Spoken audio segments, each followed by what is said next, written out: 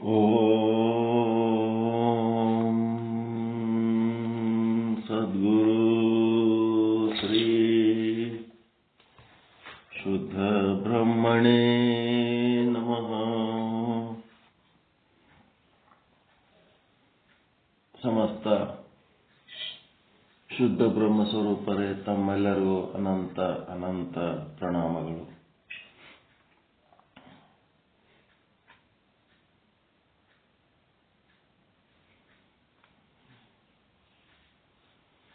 ಚಿನ್ಮಯ ಜ್ಞಾನಿ ಶತಸ್ಥಲ ಚಕ್ರವರ್ತಿ ಮಹಾಶರಣ ಶುದ್ಧ ಬ್ರಹ್ಮನಿಷ್ಠ ಸದ್ಗುರು ಶ್ರೀ ಚನ್ನಬಸವೇಶ್ವರರ ವಚನ. ಇಲ್ಲಿಯ ತನಕ ಭಕ್ತನ ಜ್ಞಾನಿ ಸ್ಥಳ, ಭಕ್ತನ ಭಕ್ತ ಸ್ಥಳ ಅಂದರೆ ಆಚಾರಲಿಂಗ ಸ್ಥಳ, ಭಕ್ತನ ಮಹೇಶ ಸ್ಥಳ ಅಂದರೆ ಗುರುಲಿಂಗ ಸ್ಥಳ, ಭಕ್ತನ ಪ್ರಸಾದಿ ಸ್ಥಳ ಅಂದರೆ ಶಿವಲಿಂಗ ಸ್ಥಳ, ಭಕ್ತನ ಪ್ರಾಣಲಿಂಗಿ ಸ್ಥಳ ಅಂದರೆ ಜಂಗಮಲಿಂಗಿ ಸ್ಥಳವನ್ನ ಯಶಸ್ವಿಯಾಗಿ ಮುಗಿಸಿ ಈಗ ಭಕ್ತನ ಶರಣ ಸ್ಥಳಕ್ಕೆ ಹೋಗ್ತಾ ಇದ್ದೇವೆ. ಭಕ್ತನ ಶರಣ ಸ್ಥಳದಲ್ಲಿ ಏನಾಗ್ತದಪ್ಪ ಅಂತಂದ್ರೆ, ಭಕ್ತ ಅಂಗನಲ್ಲಿ ಇರುವ ಆನಂದ ಭಕ್ತಿಯನ್ನ ಪರಾಶಕ್ತಿಯನ್ನಾಗಿ ಮಾಡಿಸಿಕೊಳ್ಳುವುದಕ್ಕೆ, ಪರಿವರ್ತನೆ ಮಾಡಿಕೊಳ್ಳಕ್ಕೆ, ಆನಂದ ಭಕ್ತಿಯನ್ನ ಪರಾಶಕ್ತಿ, ಅದು ಒಂದು ಎನರ್ಜಿ ಆಗಬೇಕು. ಪರಾಶಕ್ತಿ ಮೊದಲ ಆದಿಶಕ್ತಿ ಆಯಿತು ಜಂಗಮಲಿಂಗ ಸ್ಥಳದೊಳಗೆ, ಪ್ರಾಣಲಿಂಗಿ ಸ್ಥಳದೊಳಗೆ. ಇಲ್ಲಿ ಪರಾಶಕ್ತಿಯನ್ನಾಗಿ ಪರಿವರ್ತನೆ ಮಾಡಿಕೊಳ್ಳುವುದಕ್ಕೆ ಅಂದ್ರೆ ಭಕ್ತನು ಪ್ರಸಾದಲಿಂಗ ಸ್ಥಳ ಆಗ್ತಾನ. ಭಕ್ತನು ಪ್ರಸಾದಲಿಂಗ ಸ್ಥಳ ಆಗದು ಅಂದ್ರೆ ಒಂದೇ, ತನ್ನಲ್ಲಿರುವ ಆನಂದ ಭಕ್ತಿಯನ್ನ ಪರಾಶಕ್ತಿಯನ್ನಾಗಿ ಮಾಡಿಕೊಳ್ಳೋದರ ಒಂದೇ. ಭಕ್ತ ಅಂಗನು ಪ್ರಸಾದಲಿಂಗ ಸ್ಥಳ ಆಗದಂದ್ರು ಒಂದೇ, ಮತ್ತು ಶರಣ ಸ್ಥಳ ಆಗದಂದ್ರು ಒಂದೇ. ಭಕ್ತ ಶರಣ ಆಗ್ಬೇಕಾದ್ರೆ ಹೆಂಗ? ಭಕ್ತ ಸ್ಥಳದೊಳಗೆ ಶರಣ ಸ್ಥಳ, ಮಹೇಶ ಸ್ಥಳದೊಳಗೆ ಶರಣ ಸ್ಥಳ ಹೆಂಗಿರ್ತವ? ಅದಕ್ಕೆ ಭಕ್ತನ ಶರಣ ಸ್ಥಳ ಹೆಂಗಿರ್ತದ ಅನ್ನೋದು, ಶರಣ ಆದ್ಮೇಲೆ ಹೆಂಗಿರ್ಬೇಕು ಒಂದು ವಚನ ಏನಂದ್ರ, ಯಾವ ಭಕ್ತಿ ಇವನ ಹತ್ರ ಇರೋದು? ಭಕ್ತನಲ್ಲಿರುವ ಆನಂದ ಭಕ್ತಿಯನ್ನ ಯಾವ ಶಕ್ತಿಯನ್ನಾಗಿ ಮಾಡ್ಕೋಬೇಕು? ಪರಾಶಕ್ತಿ. ಇವೆಲ್ಲ ಬರ್ಬೇಕು, ನಿಮ್ಮ ನಾಲಿಗೆ ತುದಿ ಮೇಲೆ ಕುಣಿಬೇಕು. ಪರಾಶಕ್ತಿ ಈ ತರ ಮಾಡ್ಕೊಂಡ್ರೆ ಭಕ್ತ ಅಂಗ ಏನಾಗ್ತಾನ? ಪ್ರಸಾದ ಲಿಂಗಿ ಸ್ಥಳ ಆಗ್ತಾನ. ಅಂದ್ರೆ ಭಕ್ತ ಅಂಗನ ಶರಣ ಸ್ಥಳ ಅಂದಂಗಿಲ್ಲ. ಯಾವ ಭಕ್ತಿ ರೀ? ಭಕ್ತ ಅಂಗನ ಯಾವ ಭಕ್ತಿ ಈಗ ಮಾಡೋದು? ಆನಂದ ಭಕ್ತಿಯನ್ನ ಯಾವ ಶಕ್ತಿಯನ್ನಾಗಿ ಪರಿವರ್ತನೆ ಮಾಡ್ಕೊತಾನ? ಪರಾಶಕ್ತಿಯನ್ನಾಗಿ ಪರಿವರ್ತನೆ ಮಾಡ್ಕೊತಾನ. ಹೆಂಗ್ ಮಾಡ್ಕೊತಾನ? ಈ ವಚನಗಳು, ಇನ್ನು ಮುಂದೆ ಹೇಳುವ ವಚನಗಳಲ್ಲಿರುವ ವಿಚಾರಗಳನ್ನ ನಡೆ ನುಡಿಗಳಲ್ಲಿ ಅಳವಡಿಸಿಕೊಳ್ಳುವ ಮೂಲಕ. ಹೌದಾ ಇಲ್ಲ? ಹೆಂಗ್ ಮಾಡ್ಕೊತಾನ ಅಂತಂದ್ರೆ, ಬರೇ ಅಂಗನಲ್ಲಿರುವ ಭಕ್ತಿಯನ್ನ ಲಿಂಗದಲ್ಲಿರುವ ಶಕ್ತಿಯನ್ನಾಗಿ ಮಾಡಿಕೊಳ್ಳುತ್ತಾನೆ. ಯಾವಾದರೆ ಪ್ರವಚನದ ಗೋರಿ ಸ್ವಾಮಿಗಳು ಇಷ್ಟ ಹೇಳ್ತಾರೆ, ಭಕ್ತಿಯನ್ನ ಶಕ್ತಿಯನ್ನಾಗಿ ಮಾಡ್ಕೊತಾನ. ಹೆಂಗ್ ಮಾಡ್ಕೊತಾನ ಅಂತಂದ್ರೆ ಮುಂದೆ ಇವೆಲ್ಲ ಹೇಳ್ತಾರ. ಭವಿಯ ಮನೆಯ ಪಾಕವಲ್ಲದೆ, ಭಕ್ತರ ಮನೆಯಲ್ಲಿ ಭವಿಪಾಕವಿಲ್ಲವಯ್ಯ. ಆ ಭಕ್ತನ ಸ್ತ್ರೀಯ ಲಿಂಗ ಮುಂತಾಗಿ ಗುರುಲಿಂಗ ಜಂಗಮಕ್ಕೆ ಬೇಕೆಂದು ಭಕ್ತಿ ರತಿಯಿಂದೆ ಲಿಂಗ ಹಸ್ತದಿಂದೆ ಮಾಡಿದ ದ್ರವ್ಯ ಸಕಲ ಪದಾರ್ಥಗಳೆಲ್ಲವ ಶುದ್ಧ ಪಾಕ. ಏನ್ ಮಾಡಬೇಕು? ಹಸ್ತ ಪರುಷದಿಂದ ಅತ್ಯಂತ ಪವಿತ್ರವಾದ ಪಾಕವು ಅದು ಲಿಂಗಕ್ಕೆ ಸಲ್ಲುವುದು. ಅದನತಿಗೆಳೆದೊಡೆ ದ್ರೋಹವಯ್ಯ. ಆ ಭಕ್ತಿ ಪದಾರ್ಥವನ್ನ ಲಿಂಗಕ್ಕೆ ಕೊಟ್ಟು ಕೊಳ್ಳಬೇಕಯ್ಯ ಕೂಡಲ ಚನ್ನ ಸಂಗಮದೇವ.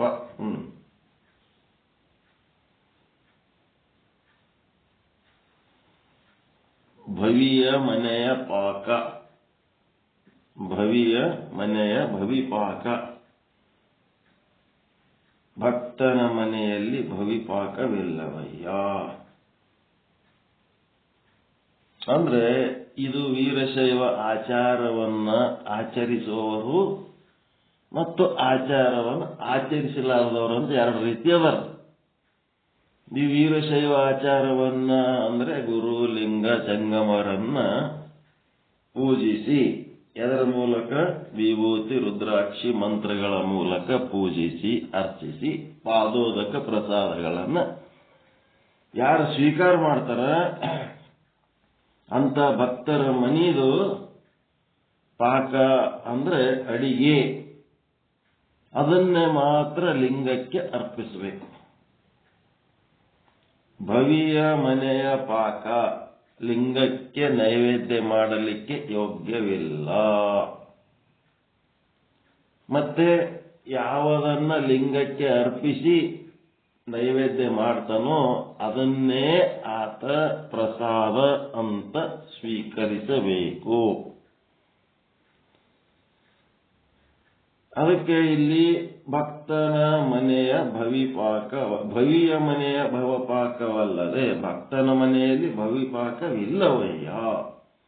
ಆ ಭಕ್ತನ ಮನೆಯೊಳಗೆ ಭವಿಪಾಕ ಇಲ್ಲ ಅಂದ್ರೆ ಆ ಭಕ್ತನ ಸ್ತ್ರೀ, ಅವನ ಹೆಂಡತಿ, ಅಲ್ಲಿನೂ ಏನದ ಅಂತಂದ್ರ ಆ ಹೆಣ್ಮಗಳನ್ನು ಏನ್ ಮಾಡಬೇಕು? ಲಿಂಗ ಮುಂತಾಗಿ ಗುರು ಜಂಗಮಕ್ಕೆ ಬೇಕೆಂದು ಭಕ್ತಿ ರತಿಯಿಂದೆ. ಅವನ ಹೆಂಡತಿ ಎಂತಕ್ಕಿರ್ಬೇಕು? ಆಕಿನೂ ಗುರುಲಿಂಗ ಜಂಗಮರನ್ನು ಆರಾಧಿಸಿ, ಆಕಿನೂ ಗುರುಲಿಂಗ ಜಂಗಮರಲ್ಲಿ ಭಕ್ತಿ ಮಾಡಂತಕ್ಕಿರಬೇಕು. ವಿಭೂತಿ ರುದ್ರಾಕ್ಷಿ ಮಂತ್ರಗಳನ್ನ ಧರಿಸಿ ಲಿಂಗ ಪೂಜೆ ಮಾಡ್ಕೊಳ್ಳಂತಕ್ಕಿರಬೇಕು. ಮತ್ತೇನಿರಬೇಕು? ಪಾದೋದಕ ಪ್ರಸಾದವನ್ನು ಸ್ವೀಕರಿಸಂತಕ್ಕಿರಬೇಕು. ಅಂತಕಿ ಹಸ್ತ ಎಂತದ? ಲಿಂಗ ಹಸ್ತ.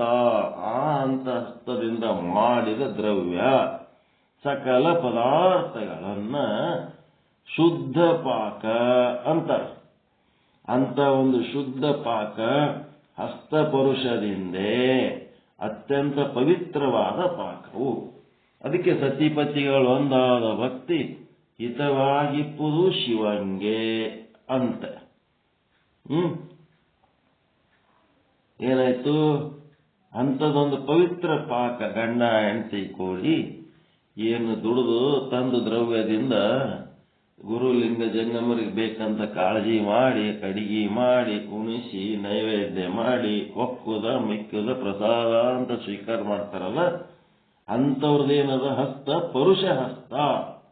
ಅವರು ಮಾಡಿದ ಅಡಿಗೆ ಪವಿತ್ರ ಪಾಕ. ಮತ್ತೆ ಅವರ ಹಸ್ತಗಳೇನು? ಲಿಂಗದ ಕೈಗಳೇ ಅವು. ಲಿಂಗದ ಕೈಗಳೇ, ಮತ್ತೆ ಅದರ ಕೈ ಲಿಂಗದ ಹಸ್ತ ಪರುಷ ಹಸ್ತ. ಅವ್ರು ಮಾಡಿದ ಕೆಲಸ ಇರ್ಬೋದು, ಅಡಿಗೆ ಇರ್ಬೋದು, ಪವಿತ್ರ. ಅದು ಮಾತ್ರ ಲಿಂಗಕ್ಕೆ ಸಲ್ಲುವುದು. ಅಂಥದ್ದು ಮಾತ್ರ ಲಿಂಗಕ್ಕೆ ಸಲ್ಲುತ್ತದ. ಅದನತಿಗೆಳೆದೊಡೆ ಈ ತರ ಮಾಡೋದು ಬಿಟ್ಟು ಸತ್ಯ ಶುದ್ಧ ಕಾಯಕ ಮಾಡಿ ಬಂದ ದ್ರವ್ಯದಿಂದ ಯಾರಿಗೆ ಮಾಡ್ಬೇಕು ಅಡಿಗೆ? ತನ್ನ ಹೆಂಡತಿ ಮಕ್ಕಳು, ತನ್ನ ಗಂಡ ಮಕ್ಕಳಿಗೆಲ್ಲ ಗುರುಲಿಂಗ ಜಂಗಮರಿಗಂತ ಅಡಿಗೆ ಮಾಡಬೇಕು. ಅಡಿಗೆ ಮಾಡಿ ಅವರು ಬಂದು ಉಂಡು ಹೋದ ಮೇಲೆ ಉಳಿದಿದ್ದನ್ನು ಪ್ರಸಾದ ಅಂತ ಸ್ವೀಕಾರ ಮಾಡಬೇಕು. ಈ ರೀತಿ ಮಾಡಿದರೆ ಅದಕ್ಕೆ ಏನಂತಾರ? ಲಿಂಗಕ್ಕೆ ನೈವೇದ್ಯ ಅಂತಾರ. ಈ ರೀತಿ ಮಾಡಲಿಲ್ಲ ಅಂತಂದ್ರೆ ಅದು ವೀರಶೈವ ಧರ್ಮದ್ರೋಹ. ನೀವು ಯಾವ ಧರ್ಮ ಹಿಡ್ಕೊಂಡು ಜೀವನ ಮಾಡ್ಬೇಕಂತ ಬಂದಿರಿ, ನಿಮ್ಮ ತಾಯಿಯ ಗರ್ಭದಲ್ಲಿರುವಾಗಲೇ 8ನೇ ತಿಂಗಳಿಗೆ ಲಿಂಗ ಕಟ್ಟಿ ನಿಮ್ಗೊಂದು ಸಂಸ್ಕಾರ ಕೊಟ್ಟಾರ, ಆ ಧರ್ಮಕ್ಕೆ ನೀವು ದ್ರೋಹ ಮಾಡ್ದಂಗಾಗ್ತದ. ಆ ಭಕ್ತಿ ಪದಾರ್ಥವನ್ನ ಲಿಂಗಕ್ಕೆ ಕೊಟ್ಟುಕೊಳ್ಳಬೇಕಯ್ಯ ಕೂಡಲ ಚನ್ನ ಸಂಗಮ ದೇವ. ಇಬ್ರು ಕೂಡಿ ಮೊದಲ ಗುರುಲಿಂಗ ಜಂಗಮರಿಗಂತೆ ಏನ್ ಅಡಿಗೆ ಮಾಡಿರ್ತೀರಿ ಅದನ್ನೇ ಗುರುಲಿಂಗ ಜಂಗಮರಿಗೆ ಕೊಟ್ಟು ನೀವು ಇದು ಮಾಡಬೇಕು. ಅದು ಬಿಟ್ಟು ನೀವೆಲ್ಲರೇ ಬಜಾರ್ದಾಗಿಂದ ತಿಂದು ಬಜಾರ್ದಾಗಿಂದ ತಂದು ದೇವರ ಮುಂದೆ ನೈವೇದ್ಯ ಮಾಡ್ತೀನಿ ಅಂದ್ರೆ ಅದು ಆಗಂಗಿಲ್ಲ, ಅದೆಲ್ಲ ಧರ್ಮದ್ರೋಹ ಅಂತ ಹೇಳಿದ್ರು. ಎಷ್ಟು ಸ್ಟ್ರಿಕ್ಟ್ ಅದ ನೋಡಿದ್ರೆ. ಏನ್ ಉಣಬೇಕಂತ? ಪ್ರಸಾದವನ್ನೇ ಉಣಬೇಕು. ಯಾರು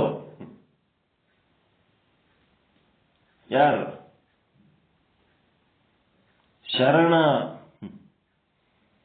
ಯಾ ಶರಣ? ಭಕ್ತಸ್ಥಲದ ಶರಣ. ಭಕ್ತಸ್ಥಲಿ ಶರಣ ಆಗಬೇಕಾದ್ರೆ ಈ ರೀತಿ ಮಾಡಬೇಕು.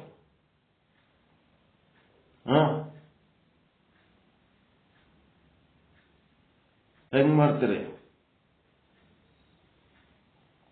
ಸತಿ ಅಂತಂದ್ರ ಪತಿ ಆಗ್ಲಿ ಸತಿ ಆಗ್ಲಿ ಏನ್ ಮಾಡ್ಬೇಕು? ಯಾರು ಮೊದಲು ಎಚ್ಚರ ಆತಾರಲ್ಲ, ಎಚ್ಚರ ಆದ್ಮೇಲೆ ಫಸ್ಟ್ ಏನ್ ಮಾಡ್ಬೇಕು? ಲಿಂಗಕ್ಕೆ ನೆನಿಬೇಕು. ಅರ್ತಿಯಲ್ಲಿ ಲಿಂಗವ ನೆನೆದರೆ ಅಂದ್ರೆ ಫಸ್ಟ್ ಲಿಂಗವನ್ನ ನೆನಿಬೇಕು. ತಪ್ಪುವವು ಅಪಮೃತ್ಯು ಕಾಲ ಕರ್ಮಗಳಯ್ಯ.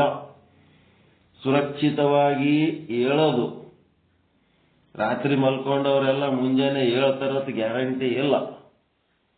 ಮುಂಜಾನೆ ಎದ್ದಿರಿ ಅಂತಂದ್ಮೇಲೆ ಒಳಗ ಆ ಪರಮಾತ್ಮ ಅದನಂತೆ ಎದ್ದಿರಿ. ಅದಕ್ಕ ಮೊದಲೇನ್ ಮಾಡ್ಬೇಕು? ಲಿಂಗವ ನೆನಿಬೇಕು. ಏ ಪರಮಾತ್ಮ ನೀ ಎದಿ ನನ್ನೊಳಗ ಅಂತೇಳಿ ನಾ ಎದ್ದೆ ನೋಡಪ್ಪ, ನನಗೊಂದು ದಿನ ನೀನ್ ಏನ್ ಮಾಡಿದಿ ಆಯುಷ್ಯ ಸ್ಯಾಂಕ್ಷನ್ ಮಾಡಿದಿ ಅಂತ. ಆಮೇಲೆ ಇಬ್ಬರಾಗ ಒಬ್ರು ಯಾರು ಮೊದಲ ಎದ್ದಿರ್ತಾರ, ಗಂಡ ಮೊದಲ ಎದ್ದನಂದ್ರ ಲಿಂಗ ನೆಂದ ಮೇಲೆ ಮುಂದೆ ಯಾರ ಮುಖ ನೋಡ್ಬೇಕು?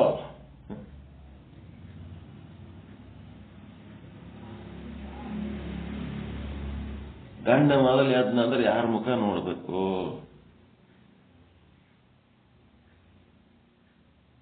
ಹೆಂಡತಿ ಮುಖ ನೋಡ್ಬೇಕು. ಸತಿ ಹೆಂಡತಿ ಮೊದಲು ಎದ್ದಳಂದ್ರೆ ಗಂಡನ ಮುಖ ನೋಡ್ಬೇಕು. ಒಬ್ರಿಗೊಬ್ರು ಕಮಿಟೆಡ್ ಜೀವಗಳು. ಫಸ್ಟ್ ಹೋಗಿ ಕಸಬಾರ್ಗಿ ಹಿಡ್ಕೊಂಡು ಕಸ ಹೊಡೆದಳ ಅಂತಂದ್ರೆ ಮುಗೀತವ್ರು. ಮುನ್ಸಿಪಾಲಿಟಿಗೆ ಹೋಗೋರು ಅವರು, ಸಂಸ್ಕಾರ ಇಲ್ಲದವರು. ಯಾರಿಂದ ಇದು ನಡೆದದ ಸಂಸಾರ ರಥ? ಪಾರಮಾರ್ಥಿಕವಾಗಿ ಲಿಂಗಯ್ಯನ ನೆನೆಸಬೇಕು. ಲೌಕಿಕವಾಗಿ ಸತಿ ದರ್ಶನ ಅಂದ್ರೆ ತನ್ನ ದರ್ಶನನೇ, ಪತಿ ದರ್ಶನ ಅಂದ್ರೆ ತನ್ನ ದರ್ಶನನೇ. ಇಬ್ರು ಒಂದೇ. ನನ್ನ ಮುಖನೇ ನೋಡ್ಕೊಳಕ್ ಬರಲ್ಲ, ಹೌದಿಲ್ಲ? ಯಾರ ಮುಖ ನೋಡ್ಬೇಕು? ಪರಸ್ಪರ ತಮ್ಮ ಮುಖ ನೋಡಿ ಜೀವನ ಮಾಡ್ಬೇಕು. ಅದು ಬಿಟ್ಟಿಗೆ ಫಸ್ಟಿಗೆ ಎದ್ದಕ್ಕೆ ಒಬ್ಬರು ಮಾರಿ ಒಬ್ಬರು ನೋಡ್ಲಾರ ತಮ್ಮ ಕೆಲಸ ತಾವು ಮಾಡ್ಕೋತ ಕಡೆ ಹೋದ್ರ ಅದಕ್ಕೆ ಸಂಸಾರ ಅಂತಾರ. ಅದಕ್ಕೆ ಅದು ಏನು? ಇಬ್ರು ಕೂಡಿ ಮುಂದಿನ ಕೆಲಸ ಏನ್ ಮಾಡ್ಬೇಕು? ಅವ್ರ ಗುರಿ ಏನು? ಗುರು ಲಿಂಗ ಜಂಗಮರ ಸೇವೆ ಮಾಡೋದೇ ಅವ್ರಿಗೆ ಮುಂದಿನ ಕೆಲಸ. ದೇವ್ರ ನೆನೆಸ್ಬೇಕು, ದೇವರ ಪೂಜಾ ಮಾಡಬೇಕು, ದೇವರನ್ನ ನೈವೇದ್ಯ ಅಡಿಗೆ ತಯಾರು ಮಾಡಬೇಕು. ಗುರು ಜಂಗಮರು ಯಾವಾಗಲೂ ಸಿಗಲ್ಲ ಅನ್ನೋದಕ್ಕೆ ಅಲ್ಲೊಂದು ಲಿಂಗ ಅಂತ ಮಾಡ್ಯಾರ, ಮನೆ ಒಳಗೆ ಜಗಲಿ ಅಂತ ಮಾಡ್ಯಾರ, ದೇವ್ರ ಅಂತ ಮಾಡ್ಯಾರ. ಒಂದು ಪೂಜಾ ಮಾಡಿ, ಒಂದು ನೈವೇದ್ಯ ಮಾಡಿ, ಆಮೇಲೆ ಅದನ್ನ ಪರಮಾತ್ಮನ ಪ್ರಸಾದ ಅಂತ ಸ್ವೀಕಾರ ಮಾಡಬೇಕು. ಅದಕ್ಕೇನಂತಾರೆ? ಗೃಹಸ್ಥ ಜೀವನ ಅಂತ. ಇಲ್ಲ ಅಂದ್ರ ಅವು ಸೂರ್ಯಗ್ರಹಣ ಚಂದ್ರಗ್ರಹಣ ಹಿಡಿದಿರ್ತಾವಲ್ಲ, ಅವು ಗ್ರಹಣ ಯಾವಾಗ ಬಿಡ್ತಾವೋ ಶಿವ ಒಳ್ಳೆ ಇಟ್ಕೊಂಡು ಕೂತಾವಲ್ಲ ಅಂತೇಳಿ ಮೋಕ್ಷ ಕಾಲ ಅಂತಾರಲ್ಲ, ಹಂಗೆ ಕಾಯ್ಕೊಂಡು ಕುಂದಿರ್ಬೇಕಾಗ್ತದೆ. ಇದು ಶರಣನಾದವನು ಈ ರೀತಿ ಆದಂತ ಜೀವನ ಮಾಡಬೇಕು. ಯಾವಾಗ ಇದು ಸಾಧ್ಯ ಆಗ್ತದಂತಂದ್ರೆ, ನನ್ನ ಗಂಡ ದೇವರು ಬಿಟ್ರೆ ನೆಕ್ಸ್ಟ್ ಇವನೇ ನಾನು ದೇವರು ಅಂತ ಹೆಂಡತಿ ಮನಸ್ಸಿನಾಗಿರ್ಬೇಕು. ಗಂಡನ ಮನಸ್ಸಿನೊಳಗ ಪೃಥ್ವಿಗೆ ಅಗ್ಗಳೆಯ ಚೆಲುವೆ ಅನ್ನ ಸತಿ ನೀಲಲೋಚನೆ. ಇಡೀ ಜಗತ್ತಿನೊಳಗೆ ನನ್ನ ಹೆಂಡತಿ ಇದ್ದಂಗೆ ಯಾರು ಇಲ್ಲ, ಅಷ್ಟು ಚಲೋ ನನ್ನ ಹೆಂಡತಿ ಅಂತ ಬಸವಣ್ಣವ್ರು ಹೆಂಗೆ ಹೇಳ್ತಾರಲ್ಲ, ಹಂಗ ಹೆಂಡತಿ ಬಗ್ಗೆ ಒಂದು ಗ್ರೇಟ್ ಅಭಿಮಾನ ಪ್ರೀತಿ ಇತ್ತು ಅಂದ್ರೆ ಇವೆಲ್ಲ ಸಾಧ್ಯ ಆಗ್ತದೆ. ಒಬ್ಬರದೊಬ್ಬರು ಬಳಸ್ಕೊಳಕ ಬಡದಾಡೋದು, ಮತ್ತೇನ್ ಮಾಡ್ಕೊಳ್ಳೋದು, ಒಬ್ಬರದೊಬ್ಬರು ಗಂಟು ನುಂಗಲಕ್ಕ ಬಡದಾಡೋದು, ಈ ರೀತಿ ಇದ್ರಂತಂದ್ರೆ ಅದು ಸಂಸಾರ ಆಗ್ತದೇನೋ. ಅದು ದಿಕ್ಕಿಗೊಂದು ಮೂರಾಬಟ್ಟಿ ಸಂಸಾರ ಅದು ಅಷ್ಟೇ. ಅದರಿಂದ ಏನು ಲಾಭ ಇಲ್ಲ. ಕತ್ತಿ ದುಡ್ದಂಗೆ ದುಡ್ದು ಯಾರಿಗೋ ಮಾಡಿಟ್ಟು ಆ ಕಡೆ ಹೋಗೋದಷ್ಟೇ, ವ್ಯರ್ಥ ಜೀವನ. ಅದಕ್ಕೆ ಪರಮಾತ್ಮನ ಕಡೆ ಲಕ್ಷ್ಯ ಇಟ್ಕೊಂಡು ಜೀವನ ಮಾಡಬೇಕು. ಶರಣ ಸ್ಥಳದ ಭಕ್ತ. ಈಗೇನು ಗುರುಲಿಂಗ ಜಂಗಮರ ಪ್ರಸಾದನೇ ಸ್ವೀಕಾರ ಮಾಡಿದವರಿಗೆ ಶರಣರಂತಾರ, ಹೌದಾ ಇಲ್ಲ? ಈಗ ರೋಡ್ ಮೇಲೆ ತಿನ್ನಂತವ್ರು, ಅದೇ ರೋಡ್ ಮೇಲಿಂದ ತಂದು ತಮ್ಮ ಹೆಂಡ್ರ ಮಕ್ಕಳಿಗೆ ತಿಂತವ್ರು, ಮತ್ತೊಬ್ರಿಗೊಬ್ರು ಅಲ್ಲಿ ರೋಡ್ ಮೇಲೆ ತಿನ್ನಾಗೆ ಏನ್ರಿ ಶರಣರೇ ಎಲ್ಲಿ ದರ್ಶನನೇ ಇಲ್ಲಲ್ಲ ಅಂತಾರಲ್ಲ, ಇವ್ರೆಂತ ಶರಣರು? ನಕಲಿ ಶರಣರು, ಲಪಂಗ ಶರಣರು, ಲುಚ್ಚ ಶರಣರು. ಅದರದ್ದು ಗಂಧನೇ ಗೊತ್ತಿಲ್ಲ, ಅದು ಏನಂತ ಗೊತ್ತೇ ಇಲ್ಲ, ಅರ್ಥನೇ ಇಲ್ಲ. ಗೊತ್ತಿರ್ಲಾರ್ದವರು ಏನೇನೋ ಮಾಡ್ತಿರ್ತಾರ. ಎಲ್ಲ ಇವ್ರಿಗೆ ಏನಂತಾರ, ಒಂದೇ ನಕಲಿ ಶರಣರು.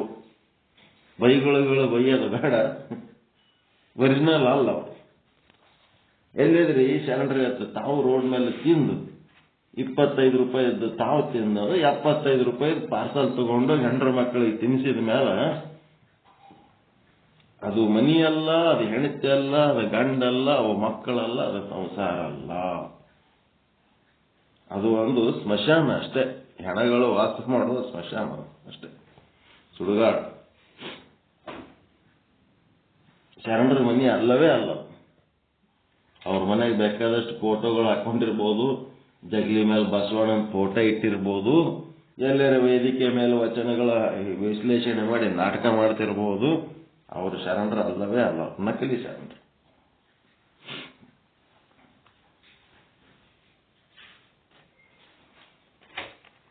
ಏನಪ್ಪಾ ಅಂತಂದ್ರೆ, ಬಾಧಗಳಲ್ಲಿ 3 ಪ್ರಕಾರ ಅಂತ ನಿನ್ನೆ ಹೇಳಿದೆವು.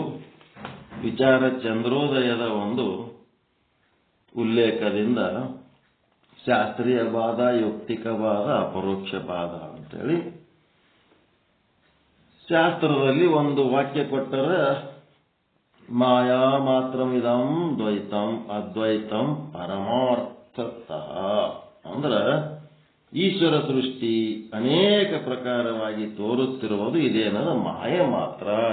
ಇಲ್ಲದ್ದು ಇದ್ದಂಗೆ ತೋರ್ತದ, ಇದ್ದದ್ದು ಇಲ್ಲದಂಗೆ ಮಾಡ್ತದ.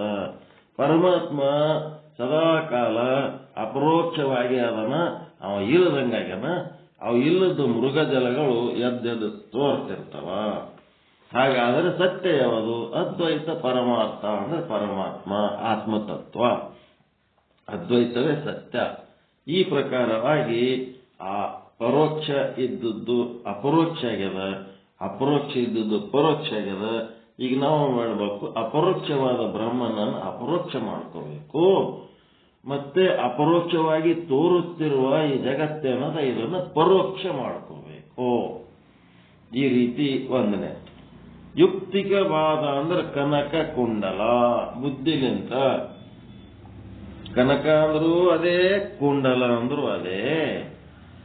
ಹೀಗಾಗಿ ಅಲ್ಲಿ ಏನ್ ಮಾಡ್ಬೇಕು, ಕನಕ ಕುಂಡಲ ಸೆಪರೇಟ್ ಮಾಡಿ ನೋಡ್ಲಕ್ ಹೋಗಂಗಿಲ್ಲ.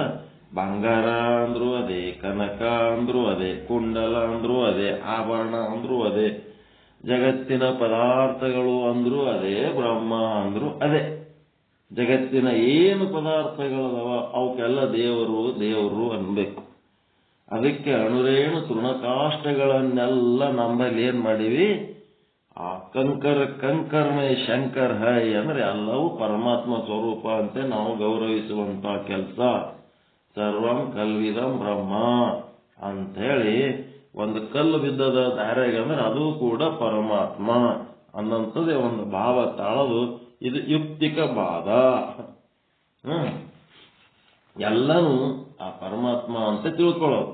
ಅವನು ಬಿಟ್ಟು ಏನೂ ಇಲ್ಲ, ಅವನ ಬಿಟ್ಟು ಏನೂ ಇಲ್ಲ. ಪ್ರತಿಯೊಂದು ಶಬ್ದ, ಪ್ರತಿಯೊಂದು ಸ್ಪರ್ಶ, ಪ್ರತಿಯೊಂದು ರೂಪ, ಪ್ರತಿಯೊಂದು ರಸ, ಪ್ರತಿಯೊಂದು ಗಂಧ, ಪ್ರತಿಯೊಂದು ದೃಶ್ಯ ಏನದವ ಎಲ್ಲ ಪರಮಾತ್ಮ ಅಂತ ತಿಳ್ಕೊಳ್ಳೋದೆ ಇದು ಯುಕ್ತಿಕ ಭಾಗ.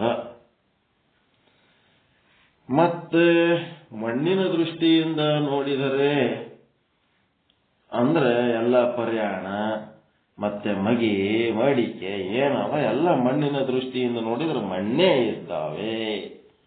ಮತ್ತೆ ಅದು ಲೌಕಿಕ ದೃಷ್ಟಿಯಿಂದ ನೋಡಿದ್ರೆ ನಾಮರೂಪಗಳು ಬೇರೆ ಬೇರೆ ಅದಾವ.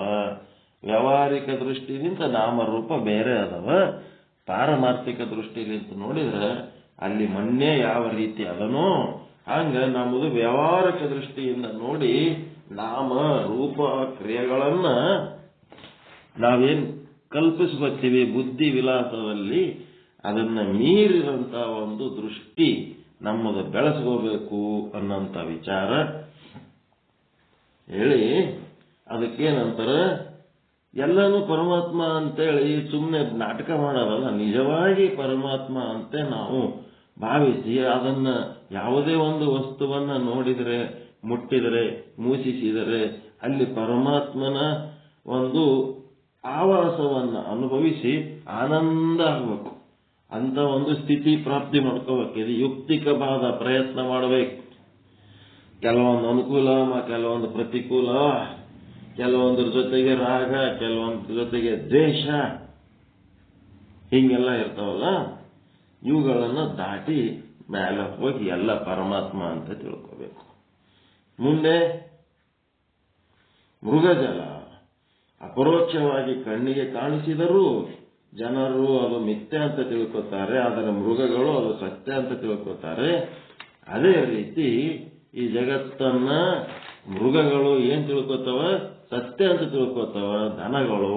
ಜನಗಳು ಏನ್ ತಿಳ್ಕೊತಾರ ಅಂತಂದ್ರೆ ತಿಳಿದವರು. ಜನ ಅಂದ್ರೆ ತಿಳಿದವರು, ದನ ಅಂದ್ರೆ ತಿಳಿಲಾರ್ದವ್ರು ಮೃಗಗಳಿಗೆ ಸತ್ಯ ಅನ್ನಿಸ್ತದ.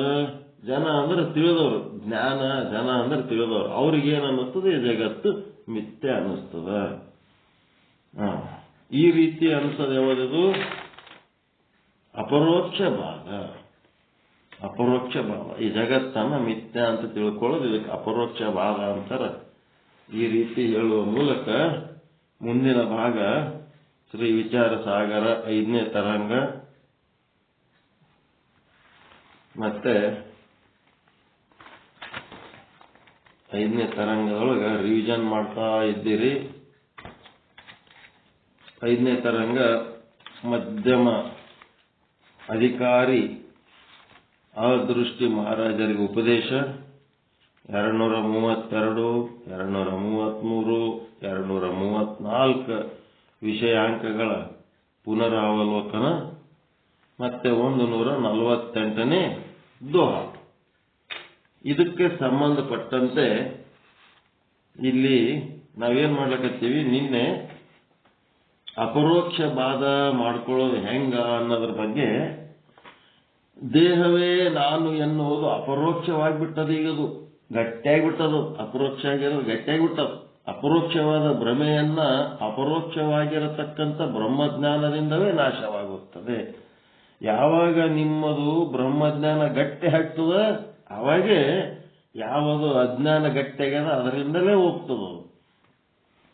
ಅದಕ್ಕೆ ಮೃಗಜಲ ಅಪರೋಕ್ಷವಾಗಿ ಕಣ್ಣಿಗೆ ಕಾಣಿಸಿದರೂ ಕೂಡ ಜನರು ಅದನ್ನು ಮಿಥ್ಯ ಅಂತ ತಿಳಿಯುತ್ತಾರೆ. ಜನರು ಅಂದ್ರೆ ತಿಳಿದವರು, ಜ್ಞಾನಿಗಳು. ಮತ್ತೆ ಅದೇ ಮೃಗಜಲವನ್ನ ಕಂಡು ಮೃಗಗಳು ಅಂದ್ರೆ ಅಜ್ಞಾನಿಗಳು ಅದು ಖರೆ ಅಂತ ತಿಳ್ಕೊತಾವ ಅಷ್ಟೇ. ದನಗಳನ್ನು. ಹಾಗ ಮಿಥ್ಯವಾದ ಮೃಗಜಲವನ್ನ ಮೃಗಗಳು ಸತ್ಯ ಅಂತ ನಿಶ್ಚಯ ಮಾಡುತ್ತವೆ, ಜ್ಞಾನಿಗಳು ಮಿಥ್ಯಾ ಅಂತ ನಿಶ್ಚಯ ಮಾಡುತ್ತಾರೆ. ಜಗತ್ತು ವಾಸ್ತವಿಕವಾಗಿ ಮಿಥ್ಯವಾಗಿದ್ದರೂ ಕೂಡ ಅಜ್ಞಾನಿಗಳಿಗೆ ಸತ್ಯ ಅಂತ ತೋರುತ್ತದೆ. ಬ್ರಹ್ಮಜ್ಞಾನಿಗಳಿಗೆ ಬ್ರಹ್ಮಜ್ಞಾನದಿಂದವೇ ಜಗತ್ತಿನ ಬಾಧವಾಗುತ್ತದೆ. ಜಗತ್ತಿನ ಬಾಧ ಮಾಡ್ಕೊಳ್ಳೋದು ಬ್ರಹ್ಮಜ್ಞಾನಿಗಳು. ಬ್ರಹ್ಮ ಸತ್ಯ, ಜಗತ್ತು ಮಿಥ್ಯ ಅಂತೇಳಿ, ಬ್ರಹ್ಮ ಅದನ ಅಂತೇಳಿ ಮಾಯೆ ಅದ, ಮಾಯೆ ಅದ ಅಂತೇಳಿ ಪಂಚಭೂತಗಳದವ, ಪಂಚಭೂತಗಳದವ ಅಂತ ಈ ವಸ್ತು ಪ್ರಪಂಚ ಅದ. ಎಲ್ಲ 84 ಲಕ್ಷ ಜೀವರಾಶಿಗಳ ದೇಹಾದಿಗಳ ಅದವ ಅಂತೇಳಿ ಬ್ರಹ್ಮಜ್ಞಾನಿ ಈ ರೀತಿ ತಿಳ್ಕೊಂಡು ಬ್ರಹ್ಮನೇ ಪಂಚಭೂತದ ರೂಪದಲ್ಲಿ, ಬ್ರಹ್ಮನೇ ಮಾಯೆಯ ರೂಪದಲ್ಲಿ, ಬ್ರಹ್ಮನೇ ಎಲ್ಲ ವಸ್ತು ಪ್ರಪಂಚ ಆಗಿ ನಿಂತಾನ. ಯಾವ ರೀತಿ ಒಂದು ಬಂಗಾರ ಎಲ್ಲ ಆಭರಣವಾಗಿ ನಿಂತದೋ ಅದೇ ರೀತಿ ತಿಳ್ಕೊಂಡ್ರೆ ಅದಕ್ಕೇನಂತಾರ ಅಪರೋಕ್ಷ ಬಾಧ. ಈ ಅಪರೋಕ್ಷ ಬಾಧಕ್ಕೆ ಸಂಬಂಧಪಟ್ಟಂತೆ ನಿನ್ನೆ ಏನಾಗಬೇಕಿತ್ತು, ಇದು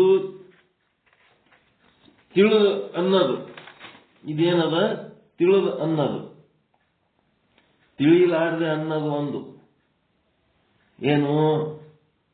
ಏನ್ ತಿಳಿಲಾರದೆ ಅನ್ನೋದು, ನಿಮ್ಮ ಮನೆ ಮುಂದೆ ಒಬ್ಬ ಭಿಕ್ಷುಕ ಬಂದಪ್ಪ.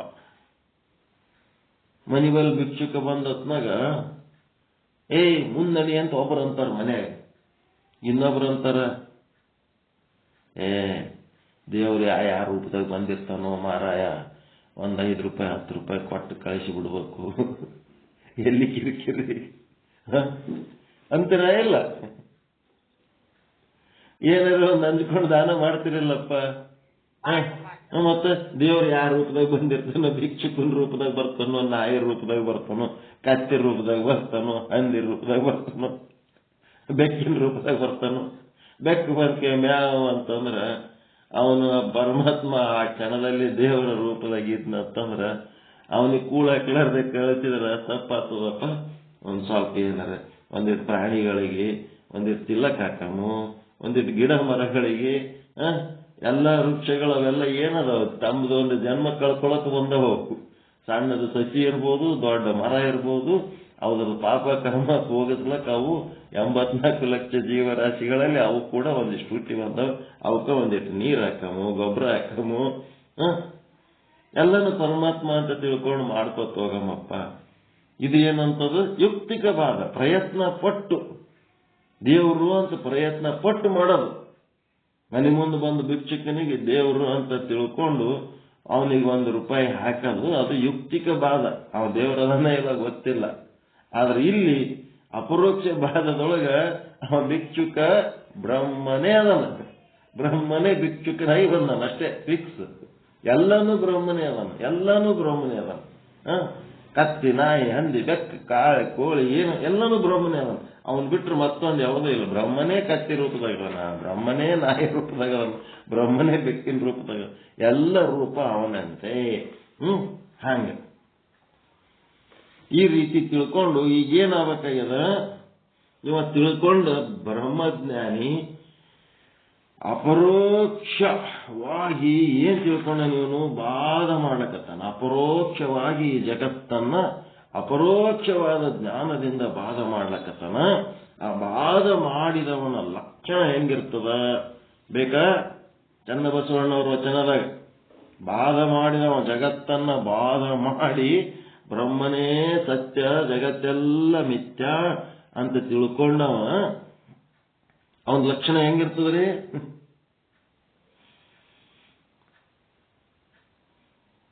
ಅವನಿಗೆ ಆಸೆನೇ ಇರಂಗಿಲ್ಲ. ನಿಮಗೆ ಆಸೆ ಎದರ ಮೇಲೆ ಇರ್ತಾವ? ಎದರ ಮೇಲೆ ಆಸೆ ಅದಾವ ಹೇಳ್ರಿ? ಜಗತ್ತಿನ ವಸ್ತುಗಳ ಮೇಲೆ ಆಸೆ ಅದಾವ, ಹೌದಾ ಇಲ್ಲ? ಎದರ ಆಸೆ ಅದಾವ ನಿಮಗೆ? ಏನ್ ಆಸೆ? ಪರಮಾತ್ಮ ಬೇಕತ್ತೆ ಅಂದರೆ ಆಸೆ ಆಗ್ಯದ ಅವನಿಗೆ? ಅವನೇ ಬೇಕತ್ತೆ ಯಾರಿಗೆ ಆಸೆ ಆಗಿಲ್ಲ? ಗುರುಗಳು ಬೇಕತ್ತೆ ಯಾರಿಗಾರ ಆಸೆ ಆಗ್ಯದ? ಜಂಗಮ ಬೇಕತ್ತ ಆಸೆ ಆಗ್ಯದ? ಲಿಂಗ ಆಗ್ಬೇಕತ್ತ ಆಸೆ ಆಗ್ಯದ? ಎಲ್ಲರೂ ಏನೋ ಧರ್ಮ ಹೇಳ್ಯಾರ, ಶಾಸ್ತ್ರ ಹೇಳ್ಯಾರ ಅಂತೇಳಕ್ಕೆ ಸುಮ್ಮ ಕಷ್ಟಪಟ್ಟು ಇದು ಮಾಡ್ಲಿಕತ್ತೀವಿ. ಇಷ್ಟಪಟ್ಟು ನಿಮ್ಗೆ ಆಸೆ ಆಗಿದ್ದೇವದು ಲೌಕಿಕ ಪದಾರ್ಥಗಳು. ಆ ಲೌಕಿಕ ಪದಾರ್ಥಗಳು ಜಗತ್ತಿನ ಪದಾರ್ಥಗಳು. ಈಗ ಜಗತ್ತೇ ಮಿಥ್ಯ ಅಂತಂದ್ಮೇಲೆ ಜಗತ್ತಿನ ಪದಾರ್ಥಗಳಾದರೂ ಹೆಂಗ್ ಸತ್ಯ ಇರ್ತಾವು? ಅವು ಮಿಥ್ಯ ಇರ್ತಾವ. ಹೀಗಾಗಿ ಮಿಥ್ಯವಾದ ಜಗತ್ತಿನ ಮಿಥ್ಯವಾದ ಪದಾರ್ಥಗಳ ಬಗ್ಗೆ ಆಸೆ ಪಡೋದು ಬ್ರಹ್ಮಜ್ಞಾನಿಯ ಲಕ್ಷಣ ಅಲ್ಲ. ಆಸೆ ಬಿಡ್ಬೇಕು ಹೆಂಗ್ ಬಿಡ್ತಾನವ? ತಿಳಿಲಾರ್ದೆ ಹೆಂಗ್ ಬಿಡ್ತಾನ? ಮಿಥ್ಯವಾದ ಜಗತ್ತಿನ ಪದಾರ್ಥಗಳೆಲ್ಲ ಮಿಥ್ಯ ಅದಾವಂತೇಳಿ ಅವನಿಗೆ ನಿರ್ಣಯ ಆಗಿರ್ತದ, ನಿಶ್ಚಯ ಜ್ಞಾನ ಆಗಿರ್ತದ. ಅವನ ಆಸೆ ಬಿಡೋದಲ್ಲ, ತಾನೇ ಹೋಗಿ ಬಿಡ್ತದ. ಇರ್ತದೇನ ಅಲ್ಲಿ ಜಗತ್ತು ಮಿಥ್ಯ ಅಂತ ಅವನು ನಿಶ್ಚಯ ಜ್ಞಾನ ಮಾಡ್ಕೊಂಡ್ಮೇಲೆ ಅದರೊಳಗಿನ ಪದಾರ್ಥಗಳನ್ನ ಆಸೆ ಪಡಬೇಕು ಮತ್ತು ಬಿಡಬೇಕು ಅಂತ ಅವನು ಏನಾರ ಅದ ಏನಾದ್ರಾಗ ಆಸೆ ಹೋಗೇ ಬಿಡ್ತದದು. ಆಸೆ ಹೋಗ್ಬಿಡ್ತದಲ್ರಿ, ತಾನೇ ಹೋಗ್ತದ ಇಲ್ಲ? ಜಗತ್ತು ಮಿಥ್ಯ ಅಂತ ಅಂದ್ಮೇಲೆ ಜಗತ್ತಿನ ಪದಾರ್ಥಗಳ ಮೇಲಿರೋ ಆಸೆ ತಾನೇ ಹೋಗ್ತದೆ. ಅದನ್ನ ಸಪರೇಟ್ ಬಿಡ್ಲಕ್ ಹೋಗ್ಬೇಕ ಅವ. ಬೆಕ್ಕ ನಾಯಿ ಹಗ್ಗ ಕಟ್ಕೊಂಡು ಬಿಟ್ಟು ಬರ್ತಾರಲ್ಲ, ಹಂಗೆ ಬಿಟ್ಟು ಬರ್ಲಿಕ್ಕೆ ಹೋಗ್ಬೇಕ ಅವ. ತಾನೇ ಹೋಗ್ತದ ಆಟೋಮೆಟಿಕ್. ಬಹಳ ಮುಖ್ಯ ಅದ. ಅವನಿಗೆ ಆಸೆನೇ ಇರಂಗಿಲ್ಲ. ಮತ್ತ ಜಗತ್ತಿನ ಸಂಬಂಧಪಟ್ಟಂತ ಲೌಕಿಕ ಪದಾರ್ಥಗಳು ಸಂಗ್ರಹ ಮಾಡ್ಕೊಂಡು ಕಿಟ್ಬಿಟ್ಟು ಅವುಗಳ ಮ್ಯಾಲಿಂದು ಮೋಹ ಬಿಡು. ಜಗತ್ತು ಮಿಥ್ಯ ಅಂದವನಿಗೆ ಮೋಹ ಬಿಡೋದಂತ ಒಂದಿರ್ತದ ಏನಲ್ಲಿ? ಪ್ರವೃತ್ತಿ ನಿವೃತ್ತಿ ಅನ್ನೋ ಎರಡು, ಪ್ರಾಪ್ತಿ ಮತ್ತು ನಿವೃತ್ತಿ ಎರಡು ಏನದವ? ಜಗತ್ತೇ ಮಿಥ್ಯ ಅಂದಮೇಲೆ ಆ ಜಗತ್ತಿನ ವಸ್ತುಗಳ ಮೇಲಿನ ಮೋಹ ನಿವೃತ್ತಿ, ಆ ಪದಾರ್ಥಗಳ ನಿವೃತ್ತಿ, ಮತ್ತೆಂಥದ್ದು ಆ ಪದಾರ್ಥಗಳ ಪ್ರಾಪ್ತಿ. ಇವೇನು ಅರ್ಥ ಇರೋವದವೇನ್ರಿ ಅವನಿಗೆ? ಜಗತ್ತು ಮಿಥ್ಯ ಅಂತಂದವನಿಗೆ ಜಗತ್ತು ಅವನು ಮಿಥ್ಯ ಅಂತ ತಿಳ್ಕೊಂಡು ನಿಶ್ಚಯ ಮಾಡ್ಕೊಂಡಿರ್ತಾನ. ಅವನಿಗೆ ಅದ್ರ ಮೇಲೆ ಆಸೆ ಆಗ್ಲಿ, ಅವು ಪ್ರಾಪ್ತಿ ಮಾಡ್ಕೊಳ್ಳೋದಾಗ್ಲಿ, ಪ್ರಾಪ್ತಿ ಮಾಡ್ಕೊಂಡಾಗ ಅವುಗಳಿಗೆ ಸಂತೋಷ ಪಡೋದಾಗ್ಲಿ, ಅವುಗಳ ಬಗ್ಗೆ ನಿವೃತ್ತಿ ಆಗ್ಲಿ, ಇಂಥವು ಏನಾರ ಇರೋದಕ್ಕೆ ಅರ್ಥ ಅದೇನು ಅವನಿಗೆ? ಬ್ರಹ್ಮಜ್ಞಾನಿಗೆ ಒಬ್ಬೊಬ್ರು ಬಾಯಿ ತೆಗೆದ್ರೆ ಸಾಕು, ಅದು ಖರೀದಿ ಮಾಡೀನಿ, ಇದು ಖರೀದಿ ಮಾಡೀನಿ, ಅದು ಮಾಡೀನಿ, ಇದು ಮಾಡೀನಿ, ಅದೇ ಹೇಳ್ತಿರ್ತಾರೆ. ಎಲ್ಲ ಹಿಂಗೆಲ್ಲ ಮಾಡಿದೀನಿ, ಬಹಳ ದೊಡ್ಡ ಪ್ರಮಾಣದಾಗ ಏನೋ ಮಾಡಿವೆ. ಏನು ಮಿಥ್ಯಾ ಜಗತ್ತಿನ ಸಾಧನೆ ಮಾಡಿದೆಪ್ಪ? ಸತ್ಯ ಜಗತ್ತಿನ ಸಾಧನೆ ಏನು ಮಾಡಿದೆ ಹೇಳ ಅಂದ್ರೆ ಅಲ್ಲಿ ಏನಿಲ್ಲ, ಪೂಜಿ ಪುಂಗಿ. ಅದಕ್ಕೆ ಅವನಿಗೆ ಆಸೆ ಇಲ್ಲ. ಮತ್ತೆ ಯಾವುದೇ ವಸ್ತುವಿನ ಬಗ್ಗೆ ನಿರಾಸೆ ಆಗ್ಲಿ, ಅದನ್ನು ನಿವೃತ್ತಿ ಮಾಡ್ಕೋಬೇಕನ್ನಂಥದ್ದು ಇಲ್ಲ. ಎಲ್ಲ ಅರ್ಥಹೀನ. ಗೊತ್ತಾಯ್ತಾ? ಪಕ್ಕ ಹೆಂಗಿರ್ತಾನವ ಅಂತ. ಪ್ರವೃತ್ತಿ, ಪ್ರಾಪ್ತಿ, ನಿವೃತ್ತಿ ಎಲ್ಲ ಅರ್ಥಹೀನ. ಈ ಚನ್ನ ಬಸವಣ್ಣವ್ರು ಹೆಂಗೆ ಹೇಳ್ತಾರ ನೋಡ್ರಿ. ಚನ್ನ ಬಸವಣ್ಣನವರ ವಚನ, ಆವಲ್ಲಿ ಈ ಶಬ್ದಗಳು ಚಂದ ಬರ್ಕೋಬೇಕು. ಏನು? ಆವಲ್ಲಿ ಅಂತಾರೆ ಬರ್ಕೊಳ್ರಿ, ಆವನಲ್ಲಿ ಅಂತಾರೆ ಬರ್ಕೊಳ್ರಿ. ಆವಲ್ಲಿ ಸರ್ವ ಪ್ರಪಂಚ ನಿವೃತ್ತಿ ಆಗುವುದೋ, ಆವಲ್ಲಿ ಸರ್ವ ಪ್ರಪಂಚ ನಿವೃತ್ತಿ ಆಗುವುದೋ ಅದೇ ಬ್ರಹ್ಮಜ್ಞಾನ. ಎಲ್ಲ ಪ್ರಪಂಚ ನಿವೃತ್ತಿ ಆಗಿರ್ಬೇಕು, ಏನು ಉಳಿದಿರಬಾರ್ದು. ಯಾವಾಗನು ಅವನಿಗೆ ಜಗತ್ತನ್ನ ಎಲ್ಲಿ ಯಾವ ಮೂಲೆಯಾಗನು ಆ ಜಗತ್ತು ಸತ್ಯ ಅಂದಿರಬಾರ್ದು. ನಾವು ಎಂದು ಚೂರು ಜಗತ್ತು ಸೃಷ್ಟಿ ಆಗೇ ಇಲ್ಲ. ಒಂದು ಸೂಜಿ ಮೊನೆಯಷ್ಟು ಜಗತ್ತು ಯಾವ ಕಾಲಕ್ಕೂ ಸೃಷ್ಟಿಯಾಗಿಲ್ಲ. ಒಂದು ಸೂಜಿಯ ಮೊನೆಯಷ್ಟು ಜಗತ್ತು ಈಗನೂ ಇಲ್ಲ, ಮುಂದೆ ಈ ಜಗತ್ತು ಇರ್ತದನ್ನೋದನ್ನು ಇಲ್ಲ.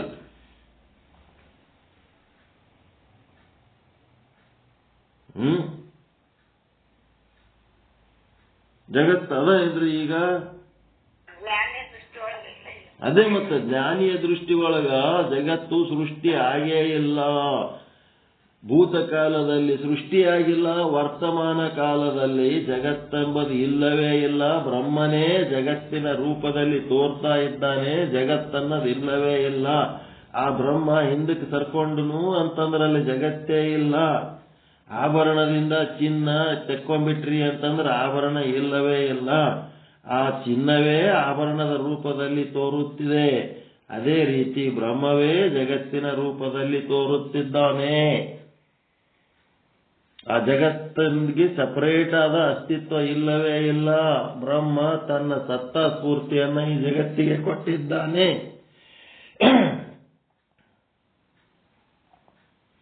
ಹೀಗಾಗಿ ಅಲ್ಲಿ ಜಗತ್ತು ಮುಂದನೂ ಇರಲ್ಲ, ಈಗನೂ ಇಲ್ಲ, ಹಿಂದೆನೂ ಇಲ್ಲ. ಆವಲ್ಲಿ ಸರ್ವ ಪ್ರಪಂಚ ನಿವೃತ್ತಿ ಆಗಿರುವುದು ಅದುವೇ ಬ್ರಹ್ಮಜ್ಞಾನ. ಅಂದ್ರೆ ಆವನಲ್ಲಿ, ಯಾವನಲ್ಲಿ ಸರ್ವ ಪ್ರಪಂಚ ನಿವೃತ್ತಿ ಆಗಿರುವುದು ಆತನೇ ಬ್ರಹ್ಮಜ್ಞಾನಿ.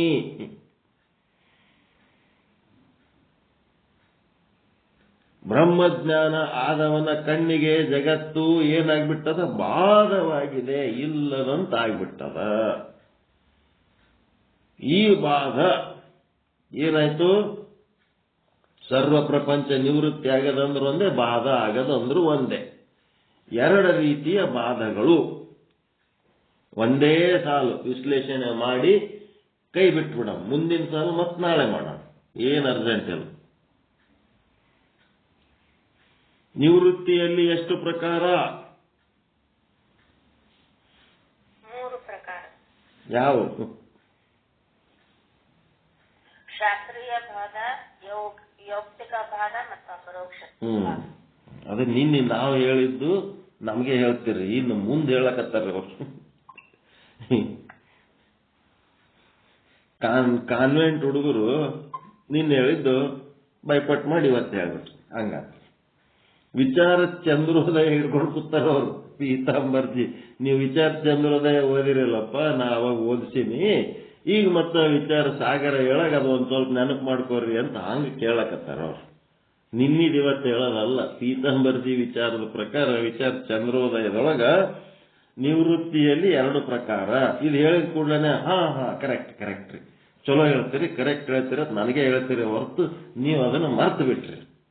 ಅದಕ್ಕೆ ವಿಚಾರ ಚಂದ್ರೋದಯ ಒಂದು ಪಾಠ ಎಲ್ಲೋ ಒಂದು ಮೂಲೆಗೆ ಕಂಟಿನ್ಯೂ ಇಟ್ಟಿರ್ರಿ. ಒಬ್ರು ಯಾರೇ ವಿಚಾರ ಚಂದ್ರೋದಯದ ಪಾಠ ಬಿಡಬೇಡ್ರಿ.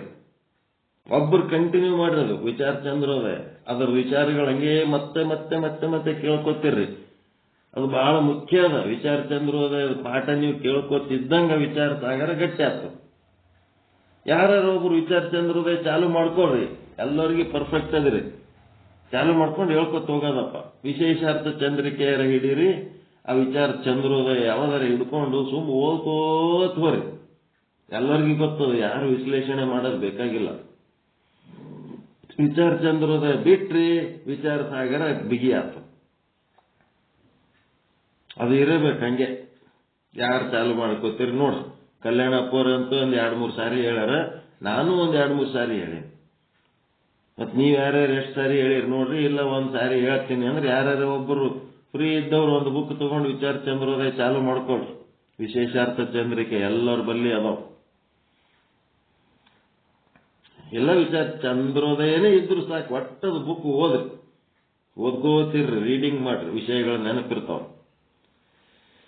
ಇಲ್ಲಿ ಏನದಪ್ಪ ಅಂದ್ರೆ 2 ರೀತಿಯಾದಂತ ಏನದವ ಬಾಧಗಳು, ನಿವೃತ್ತಿಗಳದ. ಒಂದು ಲಯ ರೂಪ ನಿವೃತ್ತಿ, ಇನ್ನ ಒಂದು ಅತ್ಯಂತ ನಿವೃತ್ತಿ.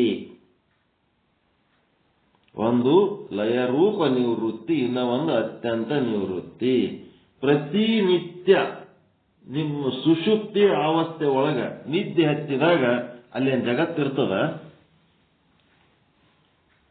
ಜಗತ್ತು ನಿವೃತ್ತಿ ಆಗಿರ್ತದ ಇಲ್ಲ? ನಿದ್ದೆ ಹತ್ತಿದಾಗ 100%.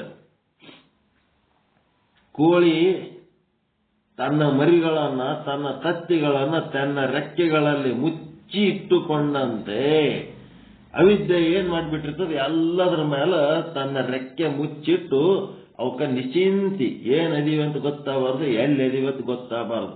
ತಾಯಿಯ ರಕ್ಷಣೆ ಒಳಗೆ ಕೂತ್ಬಿಟ್ಟಿರ್ತದೆ. ಅವಿದ್ಯೆ ರಕ್ಷಣೆ ಒಳಗ ಇದು ಏನಾಗಿರ್ತದ, ಅಂತಃಕರಣ ಒಳಗೋಗಿ ಕೂತ್ಬಿಟ್ಟಿರ್ತದೆ. ಸ್ಥೂಲ ಶರೀರ, ಸೂಕ್ಷ್ಮ ಶರೀರ, ಕಾರಣ ಶರೀರ, ಎಲ್ಲದಕ್ಕೂ ಮುಚ್ಚಿ ಹಾಕಿಬಿಟ್ಟಿರ್ತದೆ ಅವಿದ್ಯೆ. ಅದು ಅಧಿವ್ಯಕ್ತಿಗಳ ಗೊತ್ತಿಲ್ಲ ಮಾಡಿಟ್ಬಿಡ್ತದೆ. ಎಲ್ಲ ಮೂರು ತನ್ನ ಜೀವರುಗಳು ಆ ಅವಿದ್ಯೆ ಒಳಗ ತಣ್ಣಗೆ ರೆಸ್ಟ್ ಮಾಡ್ತಿರ್ತಾರೆ. ವಿಶ್ವಜೀವ, ತೈಜ ಜೀವ, ಪ್ರಾಜ್ಞ ಜೀವ. ಇದಕ್ಕೆ ಏನಂತಾರಂದ್ರ ಲಯ ರೂಪ ನಿವೃತ್ತಿ. ಇದೇನು ಮತ್ ಮುಂಜಾನೆ ಎದ್ದು ಕೂಡ್ಲೇನೆ ಮತ್ತೆ ಚಾಲು. ಕೋಳಿ ಮರಿ, ಕೋಳಿ ತತ್ತಿ ಎಲ್ಲ ಹೊರಗೆ ಹೆಂಗ್ ಓಡಾಡ್ಲಕ್ಕೆ ಹತ್ತಿ ಬಿಡ್ತಾವಲ್ಲ, ಹಂಗ ಏನಾಗ್ಬಿಡ್ತದ ಲಯ ರೂಪ ನಿವೃತ್ತಿ. ಇಲ್ಲಿ ಏನಾಗ್ತಿರ್ತದಪ್ಪ ಅಂದ್ರ ಕಾರಣದೊಳಗೆ ಮುಚ್ಕೊಂಡ್ಬಿಟ್ಟಿರ್ತದ. ನಿಮ್ ಕಾರಣ ಶರೀರ ಅದಲ್ಲ, ಸ್ಥೂಲ ಸೂಕ್ಷ್ಮ ಕಾರಣ. ಆ ಕಾರಣ ಶರೀರದೊಳಗ ಈ ಸ್ಥೂಲ ಶರೀರ ಮತ್ತು ಸೂಕ್ಷ್ಮ ಶರೀರದ ಕಾರ್ಯಗಳು ಏನಾಗಿರ್ತಾವ ಅದ್ರೊಳಗೆ ಹೊಕ್ಕೊಂಡ್ಬಿಟ್ಟಿರ್ತಾವ, ನಿವೃತ್ತಿ ಆಗಿರ್ತಾವ. ಅಂತಂದ್ರ ಅದ್ರೊಳಗೆ ಆಚ್ಛಾದತ ಆಗಿರ್ತಾವ. ಅದ್ರೊಳಗ ಹೋಗಿ ಸಿಕ್ಕೊಂಬ ಒಳಗೆ ಏನಾಗಿಬಿಟ್ಟಿರ್ತಾವ, ಅದ್ರ ಕೆಳಗೆ ಹೋಗ್ಬಿಟ್ಟಿರ್ತಾವ. ಅಂಡರ್ ದಿ ಅವಿದ್ಯೆ ಕೆಳಗ ಇವು ಕೋಳಿ ಮರಿಗಳು ಹೆಂಗ್ ಒಳಗೆ ಹೊಕ್ಕೊಂಡಿರ್ತಾವ ಹಂಗ, ಕೋಳಿ ರೆಕ್ಕೆ ಒಳಗ ಕೋಳಿ ಮರಿ ಹೆಂಗಿರ್ತಾವ ಹಂಗಿವು ಸ್ಥೂಲ ಶರೀರ ಮತ್ತು ಸೂಕ್ಷ್ಮ ಶರೀರದ ಕಾರ್ಯಗಳ ಎಲ್ಲ ಏನಾಗ್ಬಿಟ್ಟವ ಆ ಕಾರಣದಲ್ಲಿ ನಿವೃತ್ತಿ ಆಗ್ಯಾವ. ಹಂಗಾಗಿ ಅವು ಕಾಣ್ಲಾರ್ದಂಗ ಆಗ್ಯಾವ. ಈಗ ನೋಡ್ರಿ, ಒಣ ನೆಲ ಕಂಡಂಗೆ ಕಾಣಿಸ್ತಿರ್ತದ. ಹೋಗಿ ಕಾಲಿಟ್ಟು ಕೂಡ್ಲೇನೆ ಭರಗತ ಜಾರಿ ಬಿದ್ದು ಬಿಡ್ತೀರಿ. ತೆಳಗ ಕೆಸರದ ಮೇಲೆ ನೆಲ ಒಣಗಿದಂಗ, ಒಣಗಿದ ನೆಲ ಕಂಡಂಗೆ ಕಾಣುತ್ತದ. ಗಾಡಿಗಳು ಸ್ಕಿಡ್ ಆಗ್ತಿರ್ತಾವ, ಮನುಷ್ಯರು ಜಾರ್ಕೊಂಡು ಬೀಳ್ತಿರ್ತಾರ, ತೆಳಗ್ ಕೆಸರು. ಅದು ಈ ನಿವೃತ್ತಿ ಆದಂಗೆ ಏನದು, ನೆಲ ಒಣಗಿದಂಗೆ ಏನದು. ಹಂಗಲ್ಲಿ ಏನಾಯ್ತು, ಕಾರಣದಲ್ಲಿ ನಿವೃತ್ತಿ ಆಗ್ತದೆ. ಯಾವುದು ಕಾರ್ಯವು ಕಾರಣದಲ್ಲಿ ನಿವೃತ್ತಿ ಆಗೋದಕ್ಕ ಏನಂತಾರಂದ್ರೆ ಲಯ ರೂಪ ನಿವೃತ್ತಿ. ಈ ಲಯ ರೂಪ ನಿವೃತ್ತಿ ಎಲ್ಲಿ ಆಗ್ತದಂದ್ರೆ ಸುಷುಪ್ತಿ ಒಳಗಾಗ್ತದ, ನಿದ್ದೆ ಹಚ್ಚಿದಾಗ ಆಗ್ತದ. ಜಗತ್ತೆಲ್ಲ ನಿವೃತ್ತಿ ಆಗ್ಯದಂತಂದ್ರ ಅವ ಏನ್ ಹಂಗೆ ಇರ್ತಾನೇನು ಸಾಯ ತನಕ. ಮತ್ ಎಚ್ಚರ ಆದ್ನಂತಂದ್ರ ಮತ್ ಪ್ರವೃತ್ತಿ ಚಾಲು ಆಗ್ತದ. ಇದಕ್ಕೇನಂತಾರ ಲಯ ರೂಪ ನಿವೃತ್ತಿ. ಸೃಷ್ಟಿ ಸ್ಥಿತಿ ಲಯ ಅಂತ ಯಾಕಂತಾರಂದ್ರ ಹುಟ್ಟತವ, ಬದುಕ್ತವ, ಸಾಯ್ತವ, ಮತ್ ಹುಟ್ಟಿ ಬರ್ತಾವ. ಅವೇನು ಪರ್ಮನೆಂಟ್ ಆಗಿ ಸತ್ತಿರಂಗಿಲ್ಲ. ಲಯ ಅಂತಂದ್ರೆ ಅದಕ್ಕೆ ಪರ್ಮನೆಂಟ್ ಸಾವು ಅಲ್ಲದು, ಟೆಂಪರರಿ ಸಾವು. ಸೃಷ್ಟಿ ಸ್ಥಿತಿ ಲಯ, ಸೃಷ್ಟಿ ಸ್ಥಿತಿ ಲಯ. ನಾಟಕ ಮಾಡಿದವರು ತಮ್ಮ ದೃಶ್ಯದ ಎಲ್ಲ ಡೈಲಾಗ್ ಹೇಳಿ ಹಿಂದೆ ಹೋಗ್ಯಾರ, ಪರದೆ ಹಿಂದೆ ಹೋಗ್ಯಾರ ಅಂತಂದ್ರ ಅವ್ರು ಮತ್ತೊಂದು ಡ್ರೆಸ್ ಹಾಕೊಂಡು ಮುಂದೆ ಬರ್ತಾರೆ, ಇಲ್ಲ ಮತ್ತೊಂದು ಡ್ರೆಸ್ ಹಾಕೊಂಡು ಮತ್ತೆ ಮುಂದೆ ಬರ್ತಾರೆ. ಅದು ಲಯ. ಪೂರ ನಾಟಕ ಕಂಪನಿ ಕಿತ್ಕೊಂಡು ಹೋಯ್ತು ಅಂತಂದ್ರೆ ಅದು ಪರ್ಮನೆಂಟ್, ಅತ್ಯಂತ ನಿವೃತ್ತಿ. ನಾಟಕ ನಡೆಯುವ ಸಮಯದಲ್ಲಿ ಹಿಂದೆ ಹೋಗ್ತಿರ್ತಾರೆ, ಮತ್ತೆ ಮುಂದೆ ಬರ್ತಿರ್ತಾರೆ.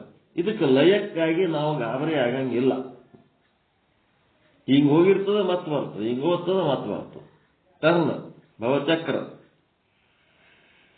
ಅದಕ್ಕೇನಾಯ್ತು, ಕಾರಣದಲ್ಲಿ ಕಾರ್ಯದ ಲಯ ರೂಪ ನಿವೃತ್ತಿ ಅಂತಂದ್ರೆ ಇದೇನಾಯ್ತು, ಕಾರಣ ಶರೀರ ಅಂತಂದ್ರೆ ಅಜ್ಞಾನ ಶರೀರ, ಆ ಮಾಯಾ ಶರೀರ, ಅವಿದ್ಯಾ ಶರೀರ. ಆ ಶರೀರದೊಳಗ ಕಾರ್ಯಗಳು ಏನಾಗ್ಯಾವ, ಅವಿತುಕೊಂಡಿವೆ. ಅದರೊಳಗೆ ಅವಿತುಕೊಂಡವಷ್ಟೇ, ಮ್ಯಾಲ ಕಾಣಲಾಗ್ಯಾವಷ್ಟೇ, ಒಳಗದವು. ಎತ್ತರದ ಕೂಡಲೇ ಮತ್ತೆ ಬರ್ತಾವ ಹೊರಗೆ. ಇದಕ್ಕೆಂತ ರೂಪ ನಿವೃತ್ತಿ ಅಂತಾರ, ಲಯ ರೂಪ ನಿವೃತ್ತಿ. ಕಾರ್ಯವು ಕಾರಣದಲ್ಲಿ ನಿವೃತ್ತಿ ಅಂದ್ರೆ ಲಯ ರೂಪ ನಿವೃತ್ತಿ ಅಂದ್ರೆ ಸುಷುಪ್ತಿ ಒಳಗೆ ಪ್ರಪಂಚ ನಿವೃತ್ತಿಯಾಗಿದೆ. ಕರ್ಮಜನ್ಯ. ಇದು ಎಂಥದ್ದು, ಈ ರೀತಿ ನಿಮಗೆ ನಿವೃತ್ತಿ ಆಗಿದೆ, ಇದು ಕರ್ಮದಿಂದ, ಪ್ರಾರಬ್ಧ ಕರ್ಮದಿಂದ. ಏನ್ ಕರ್ಮ? ವಿಶ್ವಜೀವ ನಿಮ್ಗೆ ಎಚ್ಚರಿದ್ದಾಗ ಏನೇನು ಭೋಗಗಳು ಕೊಡಬೇಕು ಕೊಡ್ತಾನ. ಅವನ ಭೋಗಗಳು ಮುಗಿಯ ತನಕ ನೀವೇನು ಹಾಸಿಗೆ ಹಚ್ಕೊಂಡು ಮಕ್ಕೊಂಡ್ರು ಬಿಡಂಗಿಲ್ಲ, ಮತ್ತೆ ಎಬ್ಬಿಸ್ಕೊಂಡು ಕರ್ಕೊಂಡು ಹೋಗ್ತಾನೋ ವಿಶ್ವಜೀವ. ಅವತ್ತಿನ ದಿವಸದ ಭೋಗ ಏನು ಕೊಡಬೇಕು ಅದೆಲ್ಲ ಕೊಟ್ಟ ಮೇಲೆ ನಿಮಗೆ ಕೈ ಬಿಡ್ತಾನ. ಅವಾಗ ನಿಮಗೆ ಮಕ್ಕೋಬೇಕು ಅಂತ ಮನಸ್ಸು ಬರ್ತದ. ಹೋಗಿ ಮಲ್ಕೊಂಡು ಕೂಡ್ಲೇನೆ ವಿಶ್ವ ಜೀವನ ಜಾಗಕ್ಕೆ ಯಾರು ಬರ್ತಾರ? ತೈಜಸ್ ಜೀವ ಬಂದ್ಬಿಡ್ತಾನ. ಅವನೇನೇನೋ ಕನಸು ತೋರಿಸ್ಬೇಕಂತೇಳಿ ಅವನದೊಂದು ಪ್ರೋಗ್ರಾಮ್ ಇರ್ತದ. ಅವ ತಂದು ಪ್ರೊಜೆಕ್ಟರ್ ಚಾಲು ಮಾಡಿ ನಿಮ್ ಕನಸು ಚಾಲು ಮಾಡಿಬಿಡ್ತಾನ. ಅವನದು ಸಿನಿಮಾ ತೋರ್ಸೋದೆಲ್ಲ ಮುಗಿದ ಮೇಲೆ ಏನ್ ಮಾಡ್ತಾನ? ಅವನ ಕೆಲಸ ಮುಗಿದ ಕೂಡ್ಲೇನೆ ಪ್ರಾಜ್ಞ ಜೀವ ಬರೀ ಇದೇ ಮಾಡ್ಕೊತ ಕುಂದಿರ್ತೇವೆ ಅಂತೇಳಿ ಮೇನ್ ವಾಲು ಬಂದ್ ಮಾಡಿಬಿಡ್ತಾನ. ಎಲ್ಲ ಸತ್ವ ರಜ ತಮೋ ಗುಣಗಳು ಅದರ ವ್ಯವಹಾರಗಳು ಎಲ್ಲ ವ್ಯವಹಾರಗಳದ ಮೇನ್ ವಾಲು ಬಂದ್ ಮಾಡಿದ ಕೂಡ್ಲೇನೆ ಏನಾಯ್ತು? ಮುಂದಿನ ವ್ಯವಹಾರ ಎಲ್ಲ ಬಂದಾಗಿ ಆ ವಾಲಿನ ಹಿಂದಿರ ನೀರು ಟ್ಯಾಂಕ್ನಾಗ ಹೆಂಗ ಸುಮ್ಮ ಕೂತ್ ಬಿಡ್ತಾವ. ಅದರ ಲೀಲೇನೇ ಇಲ್ಲ. ಬಿಟ್ರ ಏನ್ ಅರ್ಬಟ್ಟ ಹೊಲದ ತುಂಬ ನೀರಾನ ನೀರು. ವಾಲ್ ಬಂದ್ ಮಾಡಿದ್ರೆ ಹೆಂಗಾಗಿರ್ತದ ಹಂಗಿದೆ. ವಾಲ್ ಬಂದ್ ಮಾಡಿಬಿಡ್ತಾನೆ ಪ್ರಾಜ್ಞ ಜೀವ. ಬಂದ್ ಮಾಡಿ ಸ್ಟಾಕ್ ಮಾಡ್ಕೊಳಕ ಶಕ್ತಿ ಬರಂಗ ಮಾಡ್ಕೊತಾನ. ಯಾವಾಗ ಆ ರೀತಿ ಸುಷುಪ್ತ ಅವಸ್ಥೆ ಒಳಗೆ ಎಲ್ಲಾ ಗುಣಗಳು ಎಲ್ಲಾ ಕಾರ್ಯಗಳು ಇಲ್ಲದಂಗಾಗಿರ್ತಾವಲ್ಲ, ಅದಕ್ಕೇನಂತಾರಂದ್ರೆ ಲಯ ರೂಪ ನಿವೃತ್ತಿ. ಇಲ್ಲೇನಾಗಿರ್ತದ? ಕಾರ್ಯಗಳು ಕಾರಣದಲ್ಲಿ ನಿವೃತ್ತಿ ಆಗ್ಯಾವ. ಇದಕ್ಕೆಂಥದ್ದು? ಇದು ತಾತ್ಕಾಲಿಕನ ಶಾಶ್ವತನ? ಇದು ತಾತ್ಕಾಲಿಕ ನಿವೃತ್ತಿ. ಚಂದ ಅರ್ಥ ಆಗ್ಯದ ಇದು ಲಯ ರೂಪ ನಿವೃತ್ತಿ. ಯಾರಿಗೆ ಅರ್ಥ ಆಗಿಲ್ಲ ಅಂದ್ರೆ ಕೇಳ್ರಿ, ಯಾಕಂದ್ರೆ ಮತ್ ಮುಂದಿದು ರಿಪೀಟ್ ಆಗಲ್ಲ, ಎಲ್ಲಿ ಹೇಳಂಗಿಲ್ಲ. ಇದು ಮುಗೀತು. ವಿಚಾರ ಚಂದ್ರೋದಯ ಮತ್ತೆ ಇಲ್ಲಿ ವಿಚಾರ ಸಾಗರದಾಗ ಒಂದು ಸಾರಿ ಬಂದು ಹೋಗ್ತದ ಅಷ್ಟೇ. ಮತ್ತೆ ಮುಂದಿದು ನೀವು ಪರ್ಮನೆಂಟ್ ನೆನಪಿಟ್ಕೋಬೇಕು. ಕಾರ್ಯಗಳು ಕಾರಣದಲ್ಲಿ ನಿವೃತ್ತಿ ಆಗುವುದಕ್ಕೆ ಲಯರೂಪ ನಿವೃತ್ತಿ ಅನ್ನುತ್ತಾರೆ. ಇದು ತಾತ್ಕಾಲಿಕವಾಗಿರುತ್ತದೆ. ಇದು ಎಲ್ಲಿ ಆಗ್ತದ ಅಂದ್ರೆ ಸುಷುಪ್ತಿ ಒಳಗಾಗ್ತದ. ಸುಷುಪ್ತಿ ಒಳಗಾಗ್ತದ. ಮತ್ತೇನಾಗ್ತದ? ಮತ್ತೆಲ್ಲಿ ಆಗ್ತದ? ಲಯರೂಪ ನಿವೃತ್ತಿ ಸಲುವಾಗಿ ನೀನೇನ್ ಮಾಡ್ತಾರಪ್ಪ ಅಂತಂದ್ರೆ, ಮನ್ಯಾಗ ಹೆಂಡ್ರ ಮಕ್ಕಳು ಹಿಡ್ಕೊಂಡು ಒದಿಲಕತ್ತಾರಂತ ಅಂಜ್ಕೊಂಡು ಮನ್ಸಿಗೆ ಸಮಾಧಾನನೇ ಇಲ್ಲ ಅಂದ್ರೆ ಅಲ್ಲಿ ಮಠದಾಗ ಪುರಾಣ ನಡೆದಿರ್ತದ, ಹೋಗು ಪುರಾಣಕ್ಕೆ ಕುಂದ್ರು ಅಂತ ಕಲಿಸ್ತಾರ. ಅಲ್ಲಿ ಪುರಾಣಕ್ಕೆ ಹೋಗಿ ಕೂತಾಗ ಪುರಾಣದಾಗ ಕತಿ ಗೀತಿ ಏನೋ ಚಂದ ಚಂದ ಹೇಳ್ತಿರ್ತಾರಲ್ಲ, ಅವಾಗ ಅವನ ಮನಸ್ಸು ಏನಾಗ್ಬಿಡ್ತದ? ಹೆಂಡ್ರ ಮಕ್ಕಳ ಸಂಸಾರ ಬಾಧೆಯಿಂದ ಸ್ವಲ್ಪ ಮರೆತು ಬಿಡ್ತಾನ. ಪುರಾಣ ಮುಗಿದ ಮೇಲೆ ಹೆಂಗಿರ್ತದ? ಮತ್ತೆ ಬರ್ತದಿಲ್ಲ ಅದು ವಾಪಸ್. ಲಯರೂಪ ನಿವೃತ್ತಿ. ಸ್ಮಶಾನ ವೈರಾಗ್ಯ, ಪುರಾಣ ವೈರಾಗ್ಯ, ಪ್ರಸೂತಿ ವೈರಾಗ್ಯ, ಮತ್ತೇನೇನ ಅವಲ್ಲ ವೈರಾಗ್ಯಗಳು. ಇವೆಲ್ಲ ಏನದ ಅಂದ್ರ ಆಯಾ ಒಂದು ಪ್ರಸಂಗದೊಳಗ ಒಂಥರ ಶೂನ್ಯ ಭಾವ ಉಂಟಾಗಿ ಆ ಶೂನ್ಯ ಭಾವದಲ್ಲಿ ಲಯರೂಪ ನಿವೃತ್ತಿ ಅನುಭವಿಸ್ತಾನ. ಆ ಶೂನ್ಯ ಭಾವ ಬಾದ ಕೂಡ್ಲೇನೆ ಮತ್ತೆ ಚಾಲು. ಹೆಂಗದ ನೋಡ್ರಿ, ಟೆಂಪರರಿ ರಿಲೀಫ್. ಮಕ್ಕೊಂಡು ನಿದ್ದೆ ಮಾಡಿದ್ರೆ ಒಂದಿಟ್ಟು ಸಮಾಧಾನ ಆಗ್ತದ ಅನ್ನೋದು ಮಕ್ಕೋತಾರ. ಅದು ಟಯರ್ಡ್ ಆಗಿತ್ತು. ಮತ್ತೆ ಪ್ರಾಜ್ಞ ಜೀವನ ಒಂದು ಪ್ರಾರಬ್ಧ ಕರ್ಮ ಭೋಗ ಅಲ್ಲಿ ಇತ್ತು ಅಂತಂದ್ರೆ ನಿದ್ದೆ ಬರ್ತದೆ. ಅಲ್ಲಿ ಪ್ರಾಜ್ಞ ಜೀವನೇ ಬರಲಿಲ್ಲ, ಬರೇ ಸ್ವಪ್ನ ಮತ್ತು ಜಾಗ್ರಗಳಲ್ಲೇ ಇಡೀ ರಾತ್ರಿ ಕಳಿಬೇಕು ಅನ್ನೋದು ಆ ಭೋಗದಾಗಿತ್ತು ಅಂದ್ರೆ ಪ್ರಾಜ್ಞ ಜೀವ ಬರಂಗಿಲ್ಲ. ಅವನದೇನು ಸುಷುಪ್ತಿ ಅನುಭವ ಕೊಡಂಗಿಲ್ಲ. ಅದು ಲಯ ರೂಪ ನಿವೃತ್ತಿ ಆಗಂಗಿಲ್ಲ. ಬೆಳತನ ಕಣ್ಣು ತೆರ್ಕೊಂಡು ಹಿಂಗಾಯ್ತಲ್ಲ, ಹಿಂಗಂದ್ರಲ್ಲ, ಹಿಂಗಾಗಬಾರ್ದಿತ್ತು, ಹಿಂಗ ಅನ್ಬಾರದಿತ್ತು ಅಂತೇಳಿ ಬೆಳತನ ನಿದ್ದಿನೇ ಎತ್ತಿಲ್ಲ ನನಗೆ. ಅಲ್ಲಿ ಪ್ರಾಜ್ಞ ಜೀವನದು ಭೋಗನೇ ಇಲ್ಲ, ಬರೀ ಜಾಗ್ರ ಸ್ವಪ್ನ ವಿಶ್ವಜೀವ ಮತ್ತು ತೈಜಸ್ ಜೀವನದೇ ಭೋಗ ಅದ. ಅವತ್ತಿನ ದಿವಸ ಹಂಗೆ ಕಳೆದಂತಿರ್ತದೆ, ಹಂಗೆ ಕಳೆದಿರ್ತ. ಚಂದ ನಿದ್ದೆ ಮಾಡ್ಬೇಕಾದ್ರೆ ಪ್ರಾಜ್ಞ ಜೀವನ ಮಹತ್ವ ಬಹಳ ಮುಖ್ಯ. ಅವ ಬಂದು ನಿದ್ದೆ ಹಚ್ಚಬೇಕು, ನಿದ್ದೆ ಮಾಡಿಸ್ಬೇಕು. ಅವರೆಲ್ಲ ಎಷ್ಟು ಕೆಲಸ ಮಾಡ್ತಾರೆ, ಅವ್ರಿಗೆ ಒಟ್ಟ ಥ್ಯಾಂಕ್ ಯು ಹೇಳಂಗೇ ಇಲ್ಲ ನಾವು. ಮುಂದೀಗ ಎರಡನೇದ್ದೇನದ? ಕಾರ್ಯ ಸಹಿತ ಕಾರಣ ಏನಾಗ್ತದ? ಕಾರ್ಯ ಸಹಿತ ಕಾರಣದ ನಿವೃತ್ತಿ. ಕಾರಣದೊಳಗೆ ಮುಚ್ಚುತ್ತದ, ಕಾರಣವನ್ನು ಏನಾಗಬೇಕು, ನಿವೃತ್ತಿ ಮಾಡ್ಕೋಬೇಕು. ಕಾರ್ಯನೂ ನಿವೃತ್ತಿ ಆಗ್ಬೇಕು, ಕಾರಣನೂ ನಿವೃತ್ತಿ ಆಗ್ಬೇಕು. ಮೊದಲಿಂದ್ರಾಗ ಏನದ, ಕಾರಣ ಇರ್ತದ, ಕಾರ್ಯ ಇರಂಗಿಲ್ಲ ಅಷ್ಟೇ. ಆ ಕಾರಣನೂ ತೆಗೆದೊಗೆದು ಬಿಡ್ಬೇಕು. ಕಾರ್ಯ ಸಹಿತ ಕಾರಣದ ನಿವೃತ್ತಿ ಅಂದ್ರೆ ಅತ್ಯಂತ ನಿವೃತ್ತಿ, ಅಂದ್ರೆ ಬ್ರಹ್ಮಜ್ಞಾನದ ಮೂಲಕ ಪ್ರಪಂಚವನ್ನ ಶಾಶ್ವತವಾಗಿ ನಿವೃತ್ತಿ ಮಾಡಿಕೊಳ್ಳುವುದು.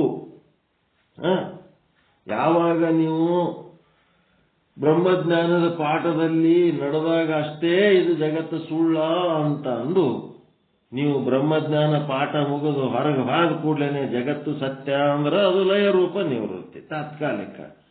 ಈ ಬ್ರಹ್ಮಜ್ಞಾನದ ಪಾಠದಲ್ಲಿಯೇ ನಿಮಗೆ ನಿಶ್ಚಯ ಜ್ಞಾನ ಆಗಿ ಇಡೀ ಜಗತ್ತು ಮಿಥ್ಯ, ಬ್ರಹ್ಮ ಒಂದೇ ಸತ್ಯ ಅಂತೇಳಿ ಪಾಠ ಮುಗಿದ ಮೇಲೂ ಅದೇ ಭಾವದಲ್ಲಿ ಸದ್ಭಾವದಲ್ಲಿ ಇದ್ರಿ ಅಂತಂದ್ರೆ ಅದಕ್ಕೇನಂತಾರ, ಅತ್ಯಂತ ನಿವೃತ್ತಿ. ಕಾರ್ಯಸಹಿತ ಕಾರಣದ ನಿವೃತ್ತಿ. ಕಾರ್ಯಸಹಿತ ಕಾರಣದ ನಿವೃತ್ತಿ ಅಂದ್ರೆ ಅತ್ಯಂತ ನಿವೃತ್ತಿ, ಅಂದ್ರೆ ಬ್ರಹ್ಮಜ್ಞಾನದ ಮೂಲಕ ಪ್ರಪಂಚವನ್ನ ಶಾಶ್ವತವಾಗಿ ನಿವೃತ್ತಿ ಮಾಡಿಕೊಳ್ಳುವುದು. ನಮ್ದೇನು ಎಚ್ಚರಿದಾಗ ಒಂದು ತರ ನಿವೃತ್ತಿ ಮಾಡ್ಕೋತೀವಿ, ಕನಸಿನಾಗ ಒಂದ್ ತರ ನಿವೃತ್ತಿ ಮಾಡ್ಕೋತೀವಿ, ನಿದ್ದೆ ಹಚ್ಚಿದಾಗ ಒಂಥರ ನಿವೃತ್ತಿ ಮಾಡ್ಕೋತೀವಿ. ಹಂಗಿಲ್ಲ, ಎಲ್ಲಾ ಕಾಲದಲ್ಲಿ ಶಾಶ್ವತವಾಗಿ ನಿವೃತ್ತಿ ಆಗಬೇಕು. ಜಾಗ್ರ ಸ್ವಪ್ನ ಸುಷುಪ್ತಿಯಲ್ಲಿ ನಿನ್ನನ್ನಲ್ಲದೆ ಅನ್ಯವ ನೆನೆದಡೆ ತಲೆದಂಡ ತಲೆದಂಡ ತಲೆದಂಡ ಕೂಡಲ ಸಂಗಮ ದೇವ. ಎಲ್ಲ ಮೂರು ಅವಸ್ಥೆಗಳೊಳಗ ನಮ್ಗ ಜಗತ್ತು ಸತ್ಯ ಅನ್ನಿಸಬಾರದು. ಮೂರು ಅವಸ್ಥೆ ಒಳಗೆ ಜಗತ್ತು ಮಿಥ್ಯ ಅನಿಸಿ ಬ್ರಹ್ಮ ಒಂದೇ ಸತ್ಯ ಅನಿಸ್ಬೇಕು. ಇಲ್ಲಂದ್ರ ನನ್ನ ತಲಿನೇ ಓಲಿ ಅಂತಾರೆ ಬಸವಣ್ಣ. ಆ ರೀತಿ ನಿಶ್ಚಯ ಜ್ಞಾನ ಮಾಡ್ಕೋಬೇಕು. ಆ ರೀತಿಯಾದ ನಿಶ್ಚಯ ಜ್ಞಾನ ಮಾಡಿದರೆ ಕಾರ್ಯಸಹಿತ ಕಾರಣದ ನಿವೃತ್ತಿ ಅಂತಂದ್ರೆ ಅತ್ಯಂತ ನಿವೃತ್ತಿ. ಅತ್ಯಂತ ನಿವೃತ್ತಿ ಹೆಂಗ?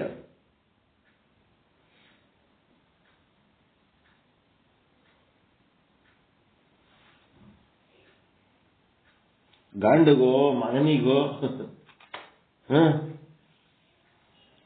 ಅವನೊಬ್ಬ ಕೆಟ್ಟ ದೋಸ್ತ ಸಿಕ್ಕಿದ್ದ ಅಂತಂದ್ರ ಗಂಡನ ಮೇಲೆ ಶಾಪ ಹಾಕಂಗಿಲ್ಲ ಅವ್ರು. ಅವ ಕರ್ಕೊಂಡು ಹೋಗೋನ್ ಮೇಲೆ ಶಾಪ ಹಾಕ್ತಿರ್ತಾರ. ನನ್ ಗಂಡನ್ ಕೆಡಿಸ್ತಾನ, ನನ್ ಮಗನ್ ಕೆಡಿಸ್ತಾನ, ಹಿಂಗ್ ಮಾಡ್ತಾನ ಅಂತ ಅವನ ಮೇಲೆ ಶಾಪ ಹಾಕ್ತಿರ್ತಾರ. ಶಾಪ ಹಾಕಿ ಅವ ಇಲ್ಲದಂಗ ಆಗ್ಬೇಕು, ಹೋಗ್ಬೇಕವ ಇಲ್ಲದಂಗ ಆಗ್ಬೇಕು. ಅವ ಯಾವಾಗಾರ ಊರಿಗೆ ಹೋಗಿದ್ನಂದ್ರ ಇವ ಮನೆಗೆ ಬಿದ್ದಿರ್ತಾನ. ಅವನಿಗೆ ಕರ್ಕೊಂಡು ಹೋಗೋ ಯಾರು ಇರಂಗಿಲ್ಲಲ್ಲ, ಅವ ಮನೆಗೆ ಬಿದ್ದಿರ್ತಾನ. ಅವಾಗ ಇವ್ರಿಗೆ ಏನ್ ಖುಷಿ ಆಗ್ತದ, ನನ್ ಗಂಡ 1 ವಾರ 15 ದಿವಸ ಮನೆಗೆ ಕೂತಾನ. ಏನಾಯ್ತದು? ಎಂತ ನಿವೃತ್ತಿ ಅದು? ಲಯರೂಪ ನಿವೃತ್ತಿ. ಅವ ಮತ್ತೆ ಊರಿಂದ ಬಂದ್ಮೇಲೆ ಮತ್ತೆ ಕರ್ಕೊಂಡು ಹೋಗ್ತಾನ ಇಲ್ಲ ದೋಸ್ತ. ಆ ದೋಸ್ತ್ ಇಲ್ಲದಂಗ, ದುಷ್ಟ ದೋಸ್ತ ಇಲ್ಲದಂಗ ಪರ್ಮನೆಂಟ್ ಆಗಿ ಸತ್ತು ಅಂತಂದ್ರ ಅದೆಂತ ನಿವೃತ್ತಿ? ಅತ್ಯಂತ ನಿವೃತ್ತಿ. ಅವ ಎಲ್ಲೋ ಊರಿಗೆ ಹೋಗ್ಯಾನ, 4 ದಿನ ಊರಾಗಿಲ್ಲ ಅಂದ್ರೆ ಇವ ಮನ್ಯಾಗ ಕೂತಾನ. ಇದು ಲಯ ರೂಪ ನಿವೃತ್ತಿ. ಅತ್ಯಂತ ನಿವೃತ್ತಿ, ಲಯ ರೂಪ ನಿವೃತ್ತಿ ಅನ್ನೋದ್ರ ಬಗ್ಗೆ ವ್ಯತ್ಯಾಸ ತಿಳಿಬೇಕು, ಅರ್ಥನೂ ತಿಳಿಬೇಕು. ಏನಾದ್ರು ಡೌಟ್ ಅದ ನಿಮಗೆ?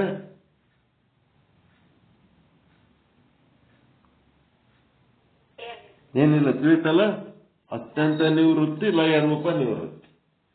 ಟೆಂಪರರಿ ರಿಲೀಫ್ ಕೊಡೋದು ಲಯ ರೂಪ ನಿವೃತ್ತಿ, ಪರ್ಮನೆಂಟ್ ರಿಲೀಫ್ ಕೊಡೋದು ಅತ್ಯಂತ ನಿವೃತ್ತಿ. ಲಯ ರೂಪ ನಿವೃತ್ತಿ ಒಳಗ ಕಾರ್ಯಗಳು ಏನಾಗ್ತವ? ನಿಷ್ಕ್ರಿಯ ಆಗ್ತವ. ಅದರ ಕಾರಣ ಅದು ಹಿಂಗೆ ಇರ್ತದ, ಅದು ಏನು ಹೋಗಂಗಿಲ್ಲ. ಆದ್ರೆ ಈ ಅತ್ಯಂತ ನಿವೃತ್ತಿ ಒಳಗ ಕಾರ್ಯನೂ ಹೋಗ್ತದ, ಕಾರಣನೂ ಹೋಗ್ತದ. ಈಗ ದೃಷ್ಟಾಂತ ಕೊಡ್ಬೇಕಲ್ಲ. ಈಗ ಕನಿಷ್ಠ ಅಧಿಕಾರಿಗಳು ಯಾರು ರೈತರು ಇನ್ನ ತಿಳಿದಿಲ್ಲ ಅಂತಂದ್ರೆ ದೃಷ್ಟಾಂತ ಕೊಡಬೇಕು. ಈಗ ನಿಮ್ಮ ಹತ್ರ ಒಂದು ಬಟ್ಟಿ ಅದ.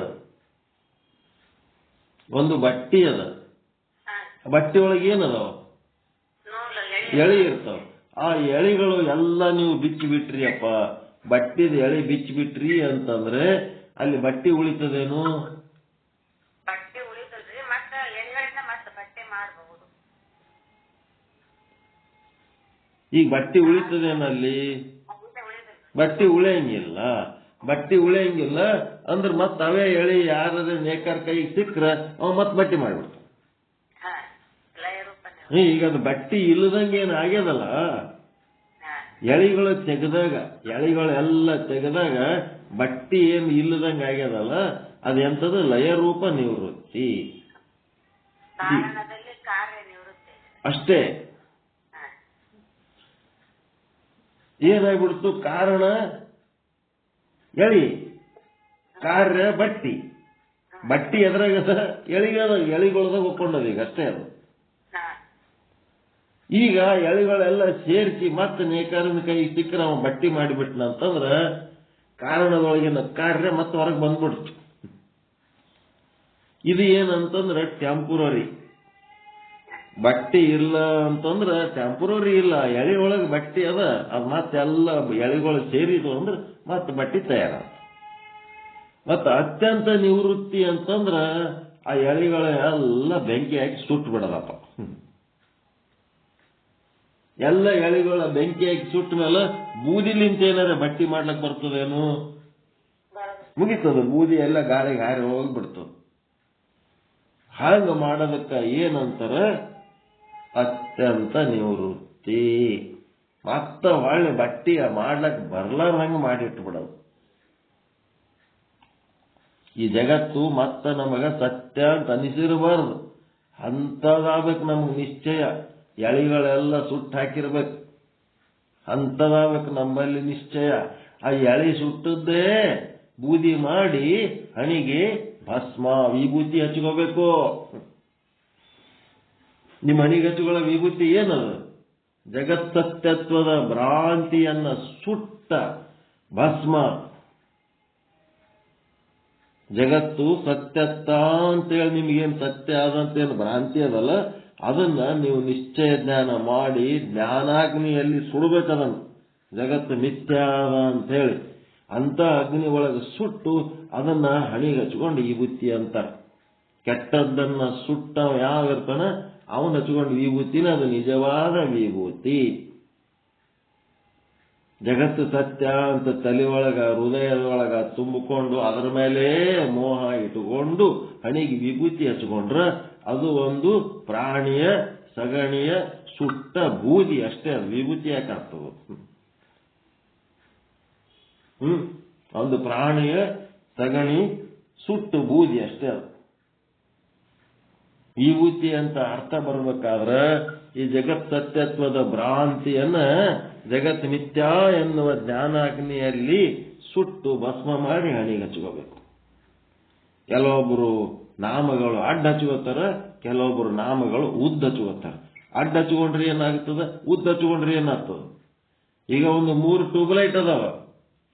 3 ಟ್ಯೂಬ್ಲೈಟ್ಗಳು ಹಿಂಗ ಅಡ್ಡ ಫಿಟ್ ಮಾಡಿದ್ರೆ ಏನಾಗದ ಫರಕ್, ಉದ್ದ ಫಿಟ್ ಮಾಡಿದ್ರೆ ಏನಾಗದ ಫರಕ್, ಏನಾಗ್ತದ? ಅದ್ರೊಳಗೆ ಏನಿರ್ಬೇಕು? ಕರೆಂಟ್ ಇರ್ಬೇಕು, ಪ್ರಕಾಶ ಇರ್ಬೇಕು. ಒಳಗೆ ಜ್ಞಾನನೇ ಇರ್ಲಾರ್ದೆ ಮ್ಯಾಲ ಈ ಬತ್ತಿ ಹಚ್ಕೋತೀವಿ ಅಂದ್ರೆ ಏನರ್ಥ? ಹೌದಿಲ್ಲ?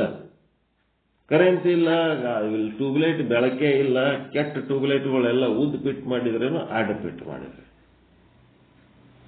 ಒಳಗೆ ಕರೆಂಟ್ ಇಲ್ಲ, ಬೆಳಕಿಲ್ಲ ಅಂತ ತಗೊಂಡು ಏನ್ ಮಾಡ್ಬೇಕು? ಹೀಗಾಗಿ ವಿಭೂತಿ ಹಚ್ಕೊಂಡವ್ರಿಗೆ ನಂಬೋದು, ಒಳಗೆ ಜ್ಞಾನ ಆದಾಯ ಇಲ್ಲ ನೋಡಿ ನಂಬಬೇಕು.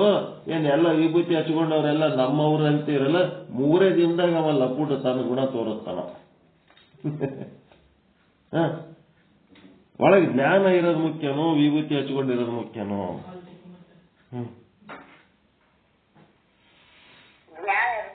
ಮತ್ತೆ ಅದನ್ನು ನೋಡಿ ಗುರು ಕರ್ಲೇನ ಪಹಚಾನಕ್ಕೆ, ಪಾನಿ ಪೀನ ಚಾನಿಕೆ, ಗುರು ಕರ್ಲೇನ ಪಹಚಾನಿಕೆ. ಯಾವನು ಒಳಗ ಜ್ಞಾನಿ ಅದನ್ನ ಅವನಿಗೆ ನಂಬ್ರಿ. ಇವು ಮ್ಯಾಲಿನ ಲಾಂಛನಗಳನ್ನ ನಂಬಲಕ್ ಹೋಗ್ಬೇಡ್ರಿ. ಲಾಂಛನಕ್ಕೆ ತಕ್ಕ ನಡೆ ನುಡಿಗಳಿಲ್ಲದಿದ್ದಡೆ ಕೂಡಲ ಚನ್ನ ಸಂಗಮ ದೇವರ ಸಾಕ್ಷಿಯಾಗಿ ಛೀ ಅಂಬೆ ಅಂತ ನಾವೇನ್ ಮಾಡ್ತೀವಿ? ವಿಭೂತಿ ಹಚ್ಕೊಂಡನ, ಲಿಂಗ ಕಟ್ಕೊಂಡನ, ಲಿಂಗಾಯ್ತರೇನ್ರಿ ವಿಭೂತಿ ಹಚ್ಕೊಂಡಿರಿ, ನಿಮ್ಮನ್ನು ನೋಡಿ ಗುರುತಿಸಿ ಬಿಟ್ಟೆವು, ನೀವು ನಮ್ಮವ್ರತ್ತು ಗೊತ್ತಾಗ್ಬಿಡ್ತು ಅಂತೇಳಿ ನಮ್ಮವ್ರು ಆಗ್ಲಕ್ವಾದ್ರಿ ಒಳಗವ ಲಫಂಗಿರ್ತಾನ ಒಂದೊಂದ್ ಸಾರಿ. ಯಾವಾಗಲೂ ನಂಬಿಕೆಗೆ ಒಳಗಿನ ಜ್ಞಾನಕ್ಕೆ ನಾವು ವ್ಯವಹಾರದಲ್ಲಿ ಅವನ ಜ್ಞಾನವನ್ನ ನೋಡಬೇಕು ಹೊರತು ಈ ಲಾಂಛನವನ್ನ ನೋಡಬಾರದು. ಲಾಂಛನದಿಂದ ಮೋಸ ಆಗ್ತದೆ. ಈಗ ನಿಮ್ಮ ಮನೆಗೆ ಬಂದಾಗ ನಾ ಚಂದ ವಿಭೂತಿ ಹಚ್ಕೊಂಡು ನಿಮ್ಮ ಮನೆಗೆ ಬಂದಿದ್ದೆ ಅಂತ ಅನ್ಕೊಳ್ರಿ, ನೀವೇನ್ ತಿಳ್ಕೊತೀರಿ? ಎಲ್ಲ ಯಾರ ಮನೆಗೆ ಹೋಗಿ ಒಂದೆಲ್ಲ ಉಪಚಾರ ಮುಗಿಸ್ಕೊಂಡು ಊಟ ಮಾಡ್ಕೊಂಡೇ ಬಂದಾನ ಅಂತ ಹೇಳಿ ಅನ್ಕೋತೀರ ಇಲ್ಲ? ಈ ವಿಭೂತಿ ಒಂದೊಂದ್ಸಾರಿ ಉಪವಾಸ ಹಾಕ್ಬಿಡ್ತದ. ಇದನ್ನು ತಿಳ್ಕೊರಿ ಸ್ವಲ್ಪ. ವಿಭೂತಿ ಒಂದೊಂದ್ಸಾರಿ ಉಪವಾಸ ಹಾಕ್ಬಿಡ್ತದೆ. ಇವ ಇಷ್ಟು ಒಳ್ಳೆ ಮುಖ ತೊಳ್ಕೊಂಡು ಫ್ರೆಶ್ ಆಗಿ ಲಕ್ಷಣವಂತನಾಗಿ ಬಂದಾನ ಅಂತಂದ್ರ ಇವ ಎಲ್ಲೋ ಉಂಡೆ ಬಂದಾನ, ನಾವೇನು ಉಣ ಅವಶ್ಯಕತೆ ಇಲ್ಲ ಅಂತೇಳಿ ಅಲ್ಲಿ ಇಲ್ಲಿ ಆ ಹುಡುಗರು ತಿಂದು ಕುರ್ಕುರೆ ಪ್ಯಾಕೆಟ್ ಹರಕು ಪರಕ್ ಇಟ್ಟಿರ್ತಾರಲ್ಲ, ಅವು ಒಂದೆರಡು ಪ್ಲೇಟ್ನಾಗ ಹಾಕಿ ಕೊಡ್ತಾರ, ಒಂದ್ ಚಹಾ ಮಾಡಿ ಕೊಡ್ತಾರ. ಅದು ಫ್ರೆಶ್ ಇದ್ರೆ ಇರ್ತದ, ಇಲ್ಲಾಂದ್ರೆ ಇಲ್ಲ, ಆಯ್ತು ನಡಿ ಅಂತಾರ. ಈ ವಿಭೂತಿಲಿಂತ ಉಪವಾಸ ಆಗಿರ್ತವೆ, ಉಪವಾಸ ಉಳ್ತೀವಿ ಎಷ್ಟೋ ಸಾರಿ. ಉಂಡಿರ್ತಾನ, ಉಂಡಾನ, ಊಟ ಮಾಡ ಅಂದ್ರೆ ಮತ್ತೆ ಉಪಚಾರಕ್ಕೆ ಒಂದೇ ಸಲ ಉಣುವನ್ನ ಉಣ್ತೀನಿ ಅಂತಾನ. ಇಲ್ಲ ಬಿಡ್ರಿ, ಬ್ಯಾಡ್ ಬಿಡ್ರಿ ಅಂದ್ರೆ ಆಯ್ತು, ಬ್ಯಾಡ್ ಅಂದ್ರೆ ಅವ್ರಿಗೂ ಬ್ಯಾಡಾಗಿ ಮ್ಯಾಲಿನ ಮಾತಿ ಕೇಳಿರ್ತಾರ, ಉಪವಾಸ ಬೀಳ್ತಾನ. ವಿಭೂತಿ ಸುಖಗಳು ಬಹಳ ಅದಾವ, ಅವು ಹೇಳ್ತೀವಿ ಮಾತು ನಿಮಗೆ. ವಿಭೂತಿಲಿಂತ ಏನೇನಾಗ್ತದ, ಹೆಂಗಿರ್ಬೇಕು, ಎಷ್ಟು ಚಲೋ ಎಲ್ಲ ಇಡೀ ಶರೀರಕ್ಕೆ ವಿಭೂತಿ ಹಚ್ಕೋಬೇಕು. ಇಡೀ ಶರೀರಕ್ಕೆ ಒಂದು ಜಾಗ ಬಿಡ್ಲಾರ್ದಂಗ ಎಲ್ಲ ಕಡೆ ವಿಭೂತಿ. ದಿನಕ್ಕೆ ಒಮ್ಮ ಆದ್ರೂ ವಿಭೂತಿ ಸ್ನಾನ ಮಾಡಬೇಕು. ಒಂದು ಸಾರಿ ಸ್ನಾನ ವಿಭೂತಿ, ಒಂದು ದಿನಕ್ಕೆ ಆಗಲಿಲ್ಲ ಅಂದ್ರೆ ವಾರಕ್ಕೆ ಒಮ್ಮೆರೆ ಮಾಡ್ಬೇಕು. ಅದು ಆಂಟಿಸೆಪ್ಟಿಕ್, ನಿಮ್ಮ ಶರೀರದ ಚರ್ಮ ರೋಗಗಳನ್ನೆಲ್ಲ ಕಿತ್ತಿ ಒಗೆಯುವಂತ ಶಕ್ತಿ ಅದಕ್ಕೆ ವಿಭೂತಿ. ಹಿಂಗ ಅದ ನೋಡ್ರಿ ಕತೆ. ಇರಲಿ, ಏನಾಯ್ತು ನಿಮ್ಗ ಅತ್ಯಂತ ನಿವೃತ್ತಿ, ಲಯರೂಪ ನಿವೃತ್ತಿ ಅನ್ನೋದು ಸರಿಯಾಗಿ ತಿಳ್ಕೋಬೇಕು. ಲಯರೂಪ ನಿವೃತ್ತಿ ತಾತ್ಕಾಲಿಕವಾಗಿರ್ತದೆ. ಅತ್ಯಂತ ನಿವೃತ್ತಿ ಅದು ಸುಷುಪ್ತಿ ಒಳ ಇರೋದು ಒಂದು ದೃಷ್ಟಾಂತ ಅಷ್ಟೇ. ನಿಮ್ಮ ಸಮಸ್ಯೆಗಳು ಯಾವ್ಯಾವ ಟೆಂಪರರಿ ರಿಲೀಫ್ ಮಾಡ್ಕೋತೀರಿ. ಮ್ಯಾಲಿಂದು ಒಂದು ಗಿಡ, ಅದ್ರ ಮ್ಯಾಲಿಂದ ತೊಂಗಿ ಅವು ಇವು ಕಡದಕ್ಕೆ ಒಳಗೆ ಬೇರೆ ಹಂಗೆ ಇಟ್ಟಿದ್ರಿ ಅಂತಂದ್ರೆ ಅದು ಮತ್ತೆ ಸಿಗಿತ್ತದ. ಗಿಡ ಕಡದೆ ಇವತ್ತು ನೀವು ಖುಷಿ ಪಟ್ಟಿರ್ತೀರಿ, ಅದೇನದ ಲಯರೂಪ ನಿವೃತ್ತಿ. ಬೇರೆ ಸಮೇತ JCB ಕಂದು ಕೆತ್ತಿಸಿಬಿಟ್ರಿ ಅಂತಂದ್ರ ಅದು ಅತ್ಯಂತ ನಿವೃತ್ತಿ. ಹಿಂಗ ಪರ್ಮನೆಂಟ್ ಆಗಿ ಜಗತ್ತು ಮಿಥ್ಯ ಅನ್ನಂಗ ಮಾಡ್ಕೊಂಡ್ರಿ. ನಿಶ್ಚಯ ಜ್ಞಾನ ಮಾಡ್ಕೊಂಡು ಗುರುವಿನ ಬಳಿ ಶ್ರವಣ ಮನನ ನಿಶ್ಚಯ ಮಾಡಿ ನಮಗೇನ್ ಮಾಡಿದ್ರು ಇನ್ನ ಹೋಗ್ತಾ ಇಲ್ರಿ ಜಗತ್ತು, ಇನ್ನ ಸತ್ಯನೇ ಅನ್ನಿಸ್ಲಕತ್ತದ ಅಂತ ನಿಮ್ಗೆ ಅನಿಸ್ಲಕತ್ತಿತ್ತು ಅಂದ್ರೆ ನಿನಗೆ ಶ್ರವಣದ ಇನ್ನೂ ಅವಶ್ಯಕತೆ ಆದ. ಶ್ರವಣ ಮಾಡ್ಕೋತಿರಪ್ಪ ಆಗ್ತದ ಅಷ್ಟೇ. ಶ್ರವಣ ಮಾಡು, ಇನ್ನ ಹೆಚ್ಚು ಶ್ರವಣ ಮಾಡು. ಶ್ರವಣ ಮನನ ನಿಧಿಧ್ಯಾಸನ ಮಾಡು, ನಿಶ್ಚಯ ಬರ್ತದ. ಅದು ಬಿಟ್ರೆ ಬೇರೆ ಏನ್ ದಾರಿ ಅದ ನಮ್ಮ ಹತ್ರ? ಇನ್ನ ಹೆಚ್ಚು ಶ್ರವಣ ಮಾಡ್ಕೊತ ಹೋಗಪ್ಪ. ಅದಕ್ಕೆ 3 ಹೊತ್ತಿಟ್ಟಿವಿ ನಾವೀಗ. 3 ಹೊತ್ತಿಟ್ಟಿವಿ. 3 ಹೊತ್ತೇನು ಹೊಸದೇನು ಹೇಳಲ್ಲ, ಅದೇ ಹೇಳಿದ್ದೇ ಹೇಳ್ತಿರ್ತೀವಿ. ಯಾರಿಗೇನು ಗೊತ್ತಿಲ್ಲದ ಏನೇನು ಇಲ್ಲ, ಹೇಳಿದ್ದೇ ಹೇಳೋದು. ಅದಕ್ಕೆ ನಿಶ್ಚಯ ಜ್ಞಾನ ಮಾಡ್ಕೊಳಕ್ಕ, ಗಟ್ಟಿ ಆಗೋದಕ್ಕ, ಜಗತ್ತು ಮಿಥ್ಯ ಅನ್ನೋದಕ್ಕೆ, ಬ್ರಹ್ಮ ಸತ್ಯ ಅನ್ನೋದಕ್ಕೆ ಗಟ್ಟಿ ಮಾಡ್ಕೊಳಕ್ ನಾವು ಹಂಗೆ 3 ಹೊತ್ತಿಡ್ತೀವಿ.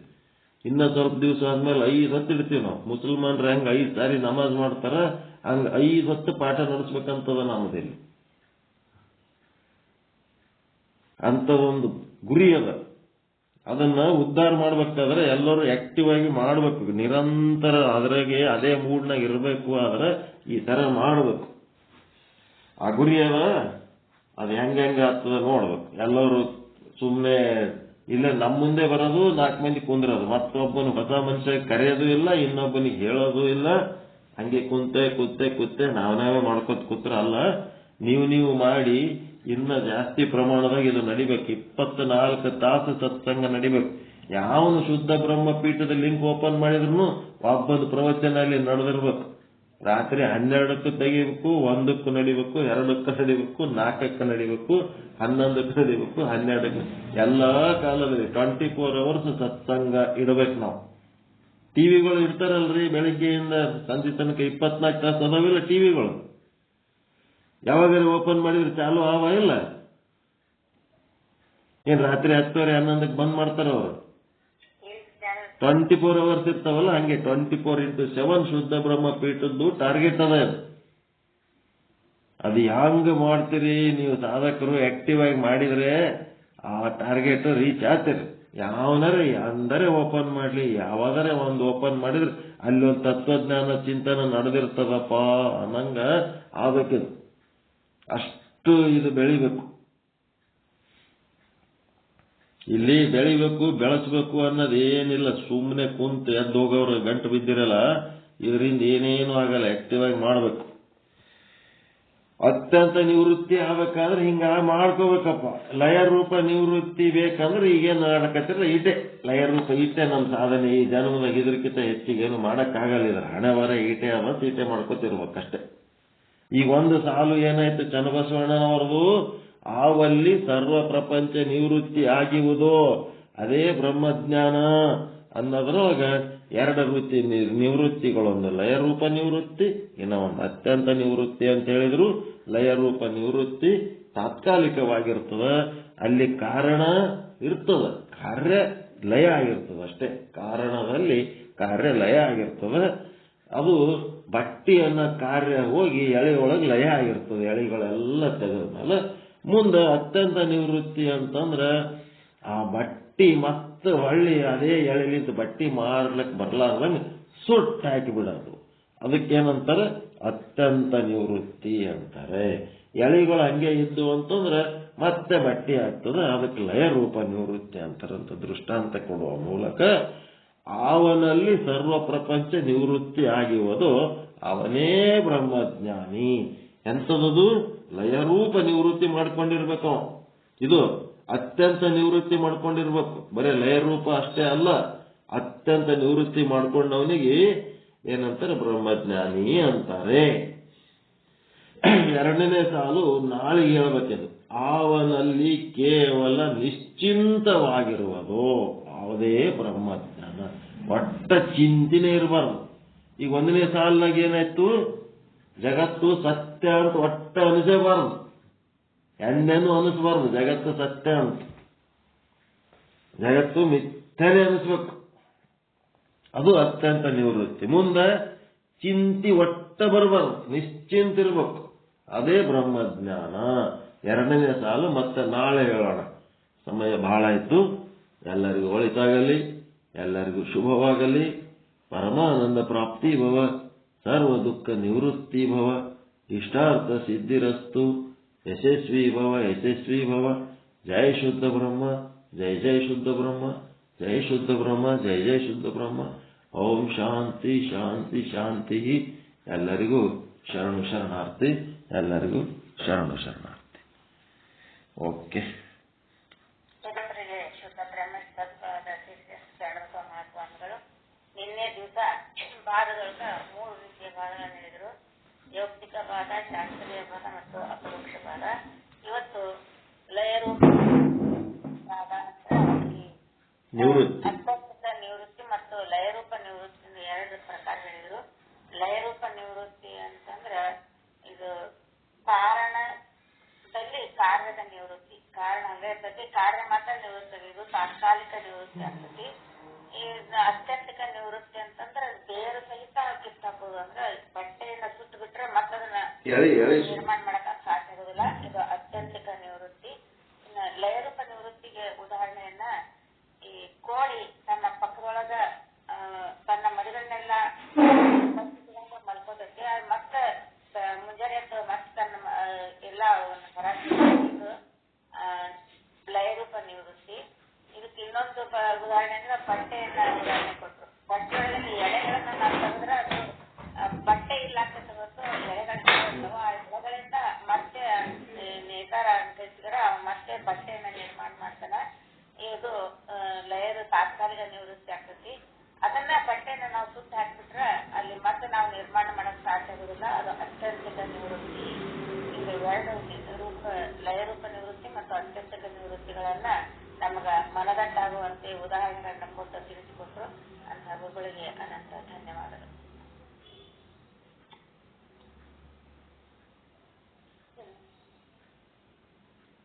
ಮಂಗಳಾಚರಣೆ ಸಂಕ್ಷಿಪ್ತವಾಗಿ ಮಾಡೋಣ. ಓಂ ಪೂರ್ಣಮದಃ ಪೂರ್ಣಮಿದಂ ಪೂರ್ಣಾತ್ ಪೂರ್ಣಮುದಚ್ಯತೆ ಪೂರ್ಣಸ್ಯ ಪೂರ್ಣಮಾದಾಯ ಪೂರ್ಣಮೇವಾವಶಿಷ್ಯತೆ. ಓಂ ಶಾಂತಿ ಶಾಂತಿ ಶಾಂತಿ. ಪರಮಾನಂದ ಪ್ರಾಪ್ತಿ ಭವ, ಸರ್ವ ದುಃಖ ನಿವೃತ್ತಿ ಭವ, ಇಷ್ಟಾರ್ಥ ಸಿದ್ಧಿರಸ್ತು, ಯಶಸ್ವಿ ಭವ ಯಶಸ್ವಿ ಭವ. ಓಂ ಶಾಂತಿ ಶಾಂತಿ ಶಾಂತಿ. ಎಲ್ಲರಿಗೂ ಶರಣು ಶರಣಾರ್ಥಿಗಳು. ಜೈ ಶುದ್ಧ ಬ್ರಹ್ಮ, ಜೈ ಜೈ ಶುದ್ಧ ಬ್ರಹ್ಮ. ಎಲ್ಲ ಗುರುಗಳಿಗೂ ಶರಣು ಶರಣಾರ್ಥಿ.